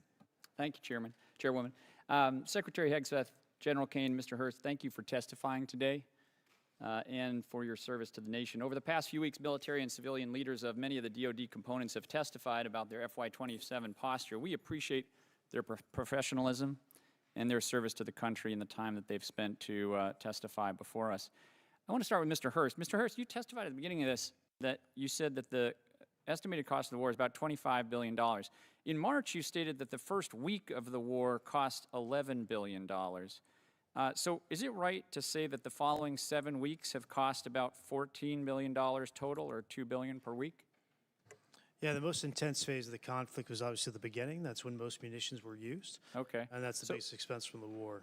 Right. So that and you also said just now that the $25 billion includes the cost of the munitions deployed. Is that right? This question is for the CFO, sir. Yeah? That's correct. Okay, so I guess I'm confused then. It makes sense that if that's the cost, then the cost to refill those stocks would be no more than $25 billion. Am I right about that? When we estimate cost of the conflict, we're using current replacement cost for these weapon systems. Right, you're using current replacement costs. So it's frankly pretty surprising that the estimate for the supplemental would be $200 billion. You don't, if you'd like to explain that, you can, but. Well, that's not accurate. We don't have an estimate for the cost of the Okay, that's what's supplement, publicly reported. So it's good to hear that it's going to be less. Mr. Hurst, do you have Signal on your phone? I'm sorry, why is this relevant? Do you have Signal on your phone? What does this have to do with the budget? I'm going to take that as a yes. Mr. Caine, General Caine, do you have Signal on your phone? I do, sir, yes. Okay. So I want to talk about Signal. Last year, the Secretary and other administration officials discussed sensitive and almost certainly classified information about a strike in Yemen using the unclassified Signal app. Mr. Hurst, what's the current policy for Signal on official DoD devices? I'm the comptroller. I don't do CIO work. So therefore, it is allowed? Is that your statement, that it is now allowed to have Signal on your device? Mr. Whiteside, my statement is I run the budget for DoD. Yeah. Okay, well, he's got it on his phone, so therefore it must be permitted. Sir, I got to go back and look if it's on my official phone. I was talking about my personal phone. I'm not exactly sure. I'll go back and look, though. Okay. Last month, FBI Director Kash Patel made a public announcement that Russian hackers are targeting Signal app users in the government. Specifically stated that they were targeting individuals of high intelligence value, including current and former U.S. government officials. I hope that it is not official policy that you can have Signal on your official phones, and I would love to get a response from the department on that. We have now asked this question about 5 separate times. Real life isn't always kind to my floors, but I have Rejuvenate All Floors Restore to help keep them looking like new. With just one coat, the penetrating formula fills in scratches, gives my floors a sparkling shine, and adds 101st Combat Aviation Brigade Command leadership, but before that review is completed on March 31st, you terminated it via social media post. Did you personally direct termination of that review? I did. Okay. Now, the president said they probably shouldn't have been doing it and that I'd take a look at it. So did you talk to the president before terminating that review? Well, I don't relay what I talk about with the Okay, I president. think unfortunately that means that you did talk to him, which in turn means that you've just confirmed that the president himself overruled the leadership of the 101st Airborne. Mr. Secretary, you yourself have affirmed not what I said. repeatedly the need for higher standards and higher accountability at every level of your agency. Commanders rely on established processes to uphold these standards. How does canceling a command-initiated review by the 101st Airborne leadership support a culture of accountability? Actually, I think I'll ask that of the chairman. Sir, back to my earlier comments about the importance in my role of staying in the middle. What you're alluding to is, in my assessment, with deep respect for your ask, is a partisan question, and I think it would be inappropriate for me to answer that. Sir, I actually don't think it is. I think it is actually a very fundamental principle of accountability in our department, and I think it was the wrong decision. I'm going to close by just saying one thing. Mr. Secretary, you started this hearing by politicizing it, and I want to make one point. Poll after poll shows that the American public does not support this war, and support is dropping every day. We are all representing our constituents, which is our constitutional duty. And to state that we are politicizing it is an affront to Congress and every member in this House, and I yield back You my are time. politicizing it, Congressman. The gentleman's time has expired. The chair now recognizes Mr. Schmidt from Kansas for 5 minutes. Thank you, Madam Chair, and I want to thank all three of our witnesses for being here today and answering our questions. Mr. Secretary, let me start with you. A little bit off topic for today, but relevant. We are now more than 2 months into the funding shutdown for the Department of Homeland Security because folks at this end of the avenue have not yet been able to get to yes. I hope we're going to get to yes here shortly. I think we made some progress here today while we've been in this gathering. It's been necessary, as I understand it, for the administration to scrape out the pennies under the couch cushions in order to keep DHS running and honestly running not at full speed. Has your department had any role in contributing to the ongoing operations of DHS while things have not been funded? Well, I wouldn't comment on the status of DHS. I'll just say the ways that we cooperate with them have continued. I mean, look at the southern border and the 11,000 troops we have there, Task Force Southern Border, ensuring that our border is locked down. We've worked with law enforcement from day one on DHS to do that, just like we have with local law enforcement across the country. So obviously we welcome DHS funding, but in the meantime, we're going to protect the country, protect the homeland, and that's what we're doing with them. Do what is necessary. Very good. General, let me ask you, if it is more appropriate for the Secretary, we'll defer, but we've obviously been following with interest all of the developments and the publicly reported developments in Operation Epic Fury. There was some publicly reported activity a while back that I had reason to think might involve some Kansas service personnel. We didn't know from the public reporting. We had simply been trying to find out whether our folks were involved or not. We finally did get an answer. It took about 4 weeks, and when we got it, it was, for the most part, everything we'd read in the press, with one exception. It's a bit unsatisfactory when we're just trying to do our job and figure out whether our folks are implicated and whether we need to be doing something to help them, their families, or their folks back home. I know you take seriously the importance of providing that information, but can you just offer some reassurance that you do take those inquiries seriously and that was perhaps not? We do, sir. I'm not exactly sure the situation you're talking about, but I'll get the teams together and figure out what broke down there and fix it. Appreciate it very, very much. Mr. Secretary, let me come back to you. In talking with Kansans who either have been deployed or are in support of folks who have been deployed, I am under the impression that there has been a particularly high, especially early in the operation prior to the ceasefire, particularly high amount of concussive activity, and that we might be well advised to be prepared when folks come home for concussive injuries, for combat-related PTSD, perhaps at levels we aren't expecting, at least those of us watching from the outside of the operation. Can you say anything either about that in particular or more generally about what types of health and post-combat related health issues we ought to be preparing for when folks come home from this operation in particular? Well, I know, Congressman, all of that is tracked very closely. As it pertains to this budget, there's $70 million for more research on that. But I would note that as it's tracked and identified, also 90% of those with injuries in this conflict have returned to duty. But that doesn't mean there couldn't still be a lingering effect, which is noted and will be continue to be tracked throughout. And can I follow on that? I appreciate that answer very much. With respect particularly to Guard personnel who have been deployed, and when they come back, they return to their civilian roles. They may be in communities far from a military post. They may be in communities that don't have dedicated healthcare services, that may be particularly focused on concussive damage or post-traumatic stress damage. Is there particular thought on things we ought to be doing to prepare to serve that population when those men and women come home? I think the biggest one is identifying it up front, doing that testing up front to identify what has occurred, and then the ability to track those service members. I know as a frontline leader that became part of my responsibility as well, tracking those who may be more susceptible to it, whether they have a formal network to address it or not. So definitely something we care about. TRICARE, ensuring they have increased access in places where there aren't military facilities is an important part of it. Thank you, Mr. Secretary. We care as well. We want to be helpful in that front when our folks come home. Last question, particular to some folks in Kansas. When you were here last year, Mr. Secretary, I talked about cooperation between the Veterans Health Agency and DHA and some work we've been trying to do at Irwin Army Community Hospital at Fort Riley. This committee and the Congress and the President enacted into law a provision that causes some cooperation between the two to happen, and we are very excited to report they're looking very good out at Irwin. The reason I raise this with you today, some of the folks who made that happen were the commanding general at the 1st Infantry, General Roan, who's about to deploy to Europe, I believe in early June. His chief medical officer, who's about to leave for a different assignment. The gentleman's time has expired. Can we get those things signed before they leave? The chair now recognizes Mr. Tran from California for 5 minutes.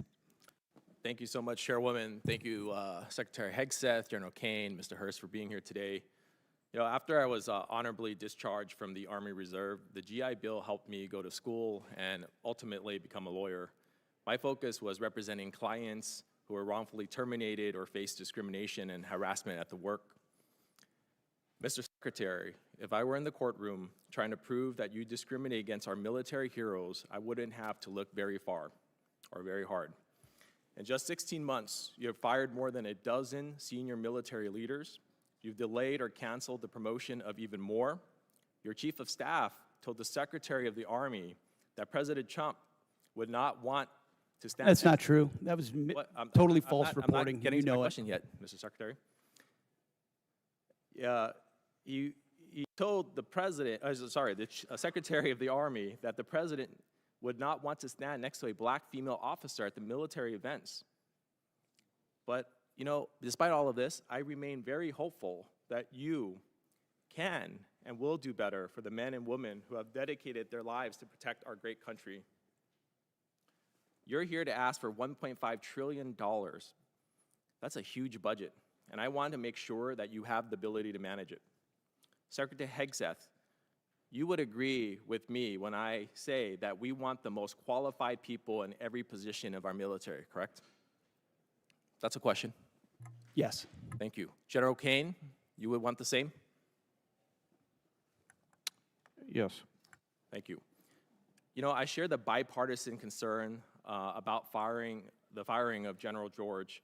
And what I and the American people want to know from you is, did you ask the President for his permission before you fired General George, Secretary Hegseth? It is my responsibility to confer with the Commander-in-Chief on especially high-level personnel matters. And ultimately, I won't relay what was discussed, but he was aware of the action that would be taken. Okay, great. Thank you for that. And when you made the decision to fire General George, did you consult Secretary Driscoll? There had been multiple consultations over a year, yes. Do you and Secretary Driscoll have a good working relationship? Yes, I appreciate the work he's doing for the Army. And for the record, would you agree that Secretary Driscoll is doing a great job as the Secretary of the Army? I appreciate the work that the Secretary is doing and made the personnel change based on the Chief of the Army. In fact, he was so good that at his job that the President sent him to Ukraine to negotiate a peace deal. Do you know why the President chose to send him over you? I'm grateful that the president puts in players at key moments to advance policy priorities, and that's what occurred there, and I was very supportive of it at the time. Recently, Secretary Driscoll testified in front of the Appropriations Committee that he refused to strike the names of 2 female and 2 black officers from a promotion list due to their exemplary service, names which were ultimately removed.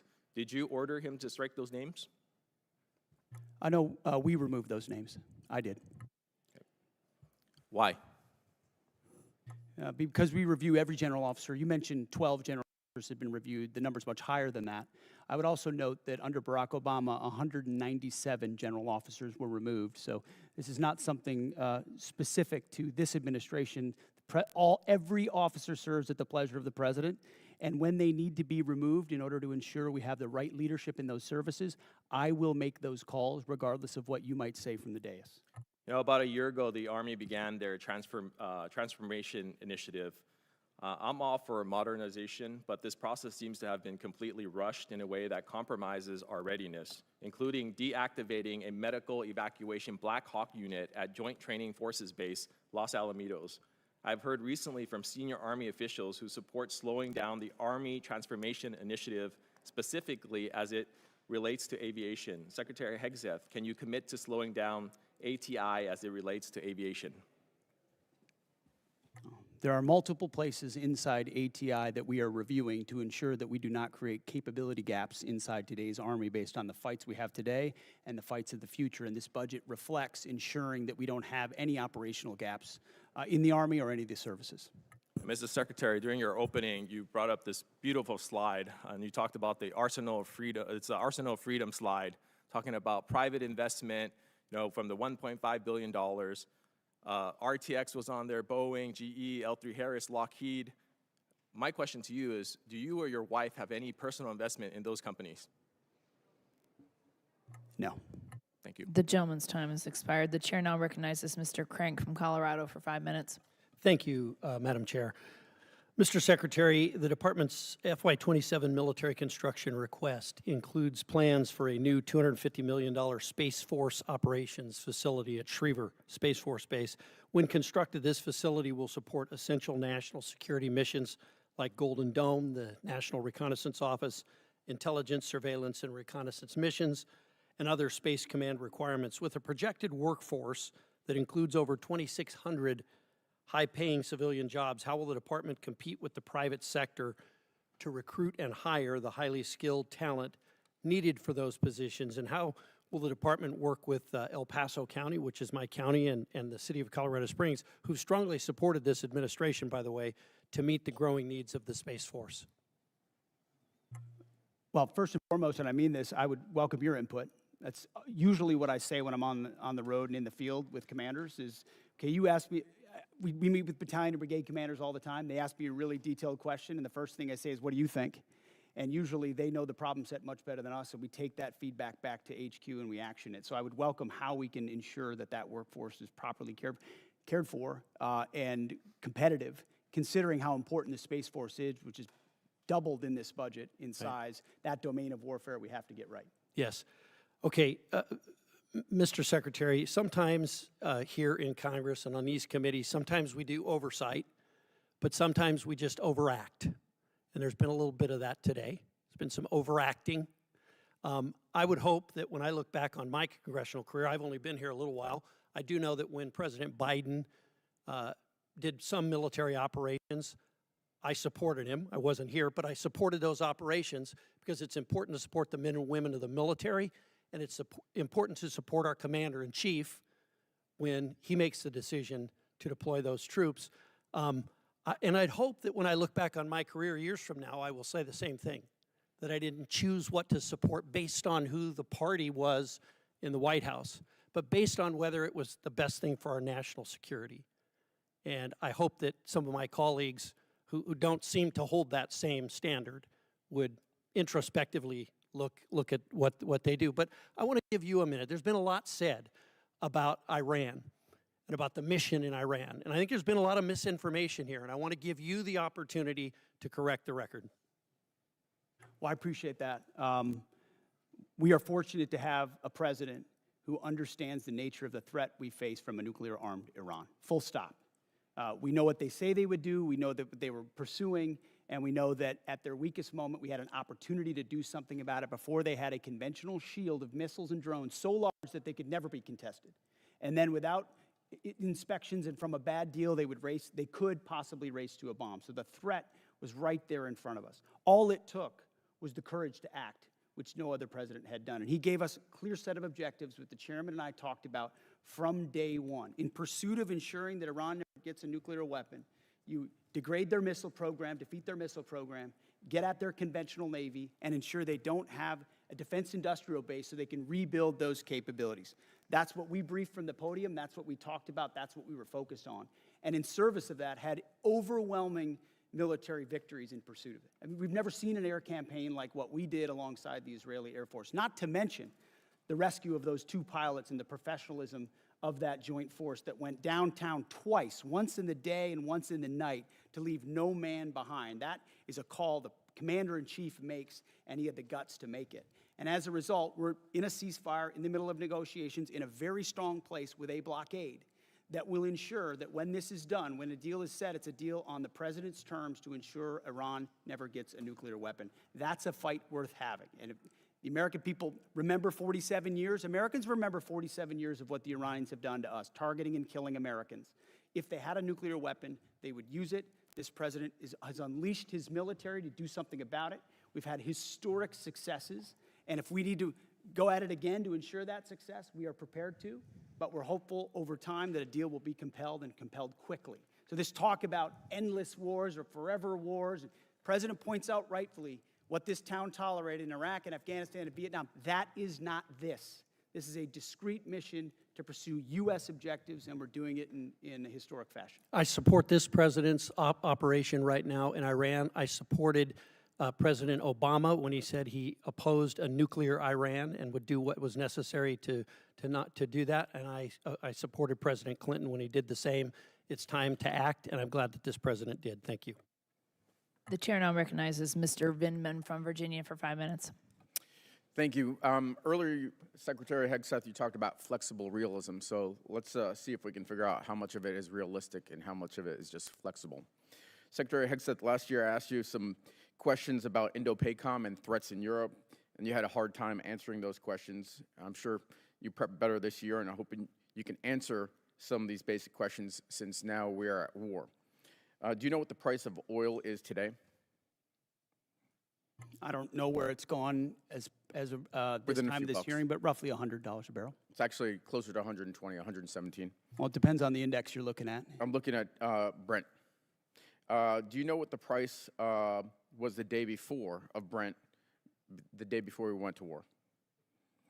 It was certainly lower. You understand you're taking some economic risk. But I would note, a lot lower. The energy dominance this president has unleashed has put us in an to incredible my question. position. Thank you. So it's $72, and so now we have a 62% increase. By the way, the department obviously will be paying those extra fuel costs. That's going to be not insignificant, but so will the American people. Now, at its narrowest point, how wide is the Strait of Hormuz? I think it's about 12 miles, but I'd have to check. It's 24 miles, but 12 miles is actually the relevant number because that's the navigable channel. That's So the international water navigable channel point. And do you know how many barrels of oil transited the Strait of Hormuz each day before the war started? I don't know the exact number, but you're looking at over 100 oil tankers usually transited a day, or 120 a day would transport the strait. Yeah, and so 20 million barrels a day, and right now they're at an 81% reduction. So it sounds like you've done your homework. You're tracking pretty well what the strategic situation is. So a couple of questions. Were you aware that if we struck Iran, that they would most likely close the Strait of Hormuz? Of course, our department was prepared and planning for every possible contingency, being front and center as something they may do in a desperate state to attempt to Which is what they've done, some kind of control. and I appreciate that. And earlier you told Mr. Moulton that this department has looked at all aspects of the risk, and that the president got every possible perspective. And then recently you just said that the president did understand the risks and had the courage to undertake the endeavor nonetheless, and that's leadership, or words to that effect, pretty close. And so I just want to kind of give you the state of play right now. It's been 2 months of war. We have hopes for a resolution, but the war continues, really. Iran has closed the strait, and we've now gone in and blockaded their ports. 1/5 of the world's oil is unable to transit the strait, and the American people and the department are paying significantly more. And you also said that this is what the American people actually voted for. But actually, the American people voted for a promise not to get into Middle Eastern wars. And they voted for lower prices. And this is the exact opposite of what they got. So let me ask you this. The president ordered the strike, is that correct? The president's been saying for over 30 years that Iran can never have a nuclear weapon. So he's been got it. very clear as a We're talking position. When about the American people voted for President Trump overwhelmingly, they voted for that I got position. that, but the president ordered the strike. Is that correct? Which strike are you referring to? The strike on Iran, the war that we're in. Oh, of course. I mean, Okay. he's the commander-in-chief. So He's it made sounds like the calls. It sounds like you're blaming Daddy for the mess we're in, and I don't think he's going to be particularly happy with you. I see what you're trying to do. There's no daylight in this administration on this Mr. on this Secretary, I'm campaign, asking and the I'm happy questions. You've been to admonished stand for this shoulder to shoulder before. with this You're administration. reclaiming my time. So let's shift gears. Last time we were here, I asked you if you'd apologize to the mother of an F-18 pilot whose son you endangered for sharing classified information on a signal chat. You refused. On March 1st, 6 Army soldiers, including a constituent of mine, were killed by an Iranian drone strike. Do you take any responsibility for those deaths? I was there at Dover when they came back. Of course, I take So was I. responsibility for every aspect Well, of I this appreciate mission. that, because you also complained about the fact that tragic things happen. The news makes it front-page news. The press only wants to make the president look bad. Is it about the soldiers, or is it about the president looking bad? It's not just the president who wants, or the media that wants to make him look bad. It's you. It's actually about the soldiers, and it's frankly reprehensible that you would make that statement.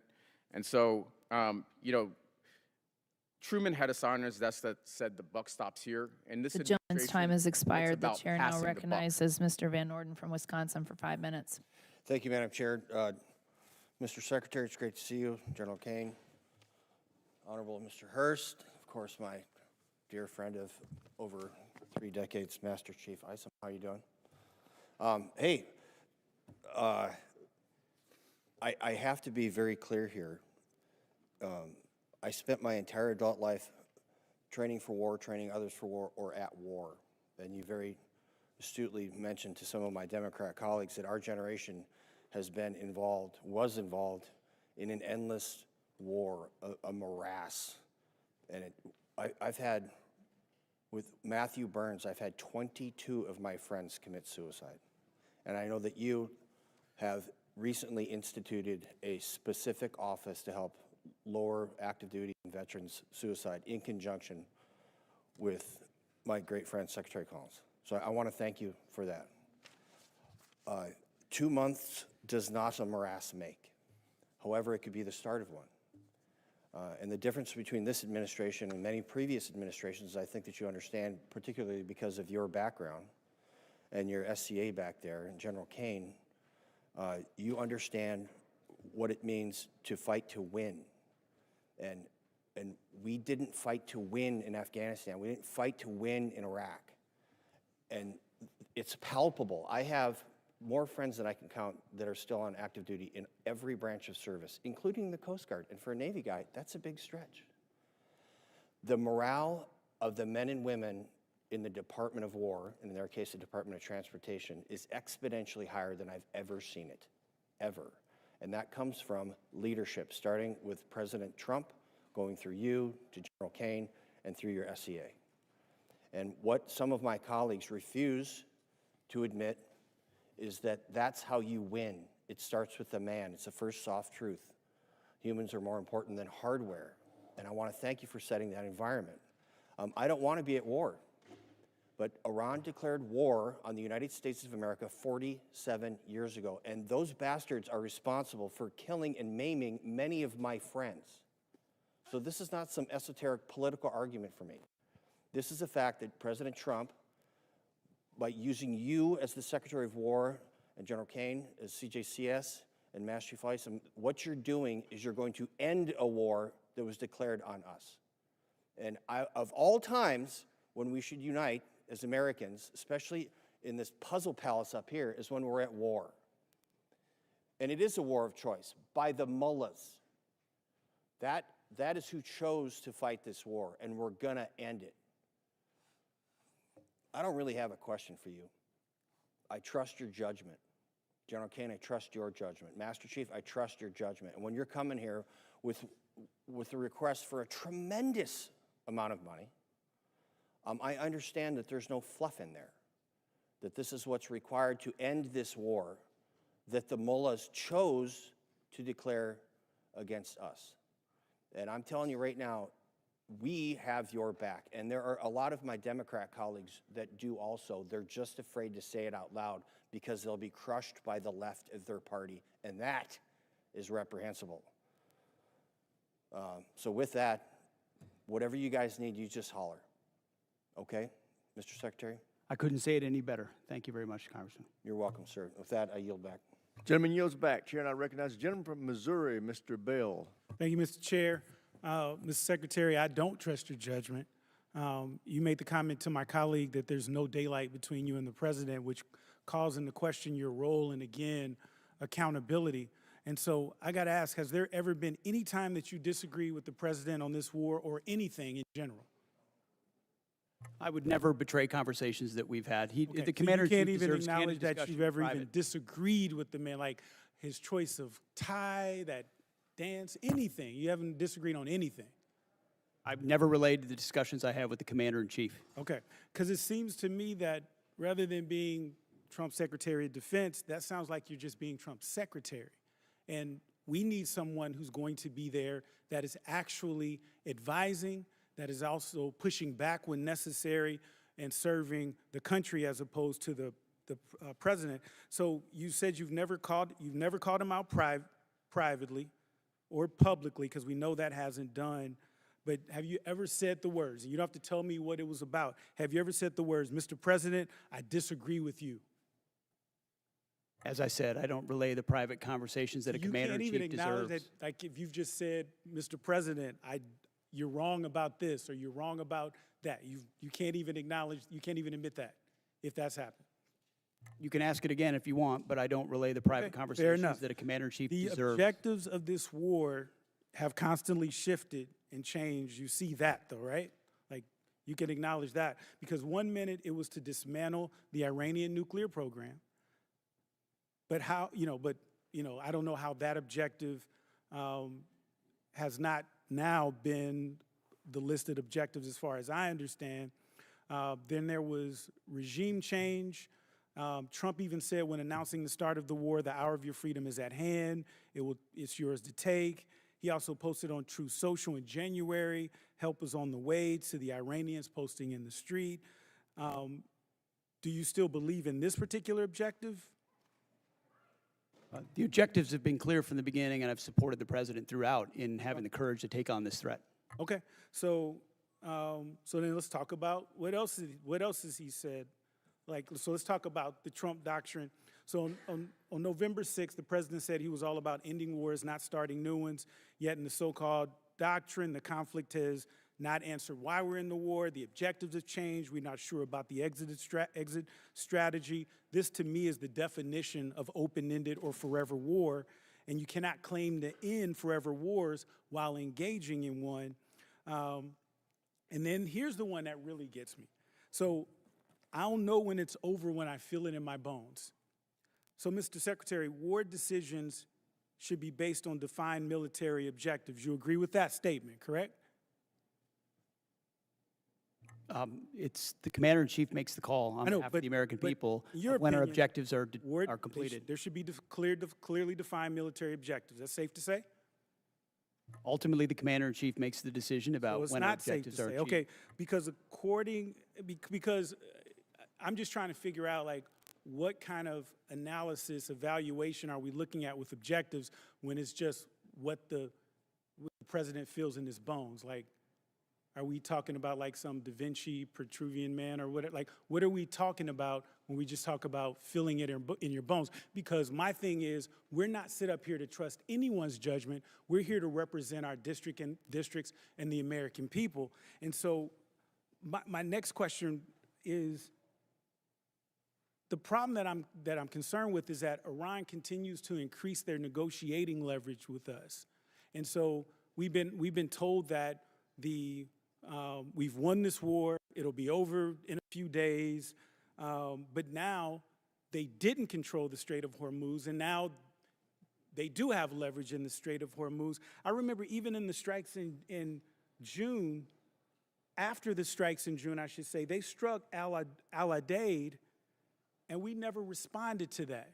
As a matter of fact, Trump even said he knew that strike was coming and he allowed it. Do you agree with that? Ultimately, the president's been clear about his objectives, and if Iran thinks they're going to outdeal the best deal maker on the planet, they got another thing coming. But they struck us and we didn't strike back, and you're okay with that? He even said he authorized, he allowed it. He said that, and you're okay with that? The president has done many bold things for this country to ensure Iran never has a nuclear weapon. Okay, well, allowing another country to attack us, isn't that treason? Allowing Iran to get a nuclear Gentleman's weapon. time's Obama was expired. willing Chair to now do, recognizes the gentleman that's what from you want. Arizona, Mr. Amadei. I want to thank your team behind you for having the discipline and stamina for being here. I know what work was involved in doing this type of hearing, so thank you all. Mr. Secretary, I want to ask you about the A-10 Warthog.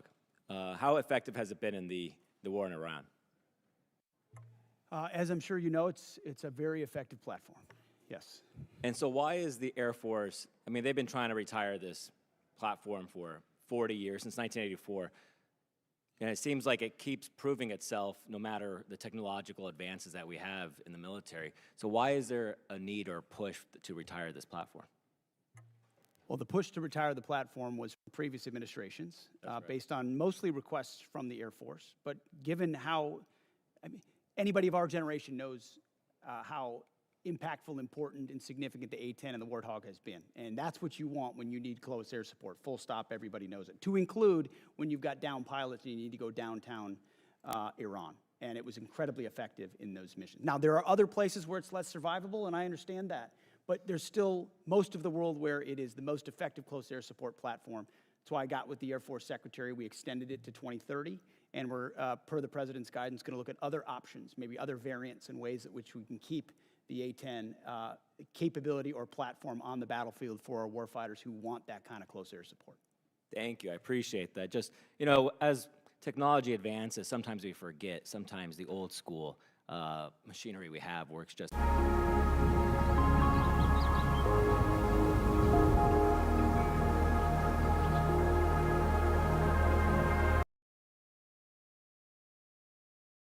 If you look at the AK-47s, my God, it's one of the most effective rifles, and from 1947. So I don't want to lose sight of that. You know, I think too much is spent on so many defense companies coming in here selling us the newest, greatest product, but warfare ultimately is about killing the enemy, and we know that Warthog does that.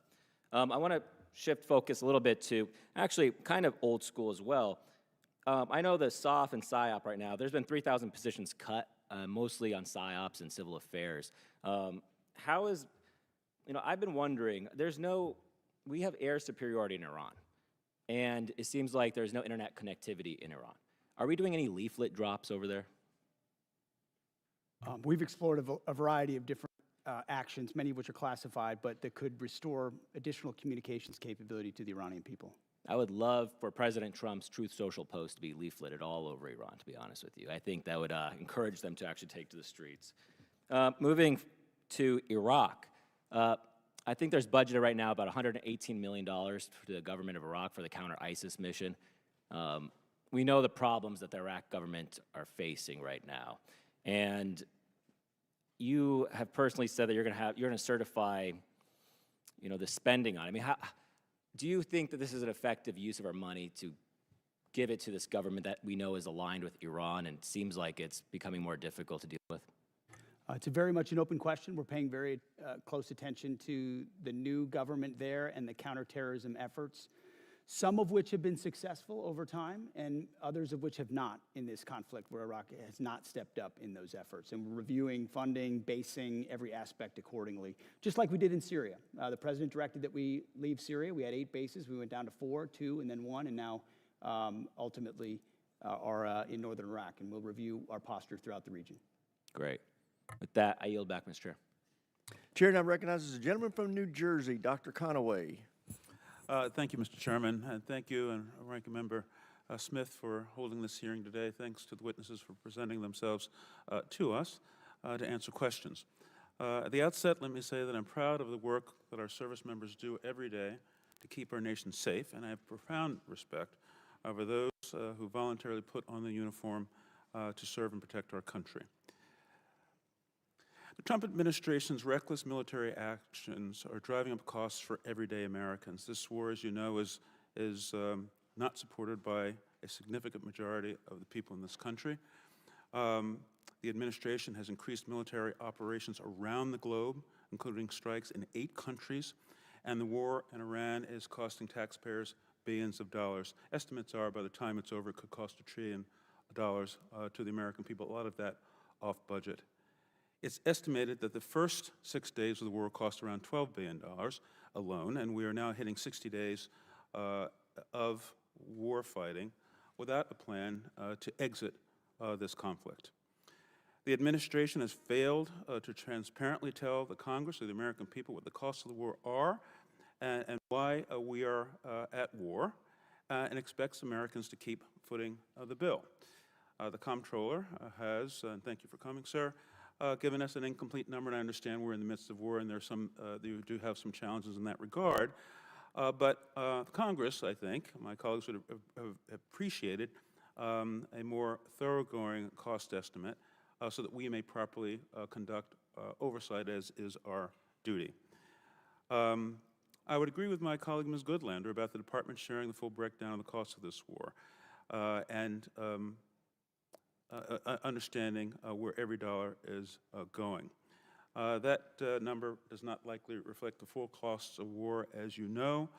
There are many estimates out there that say that this war will cost much more than you and the administration are putting before the American people. If you look at our past conflicts, when we went to war in World War I,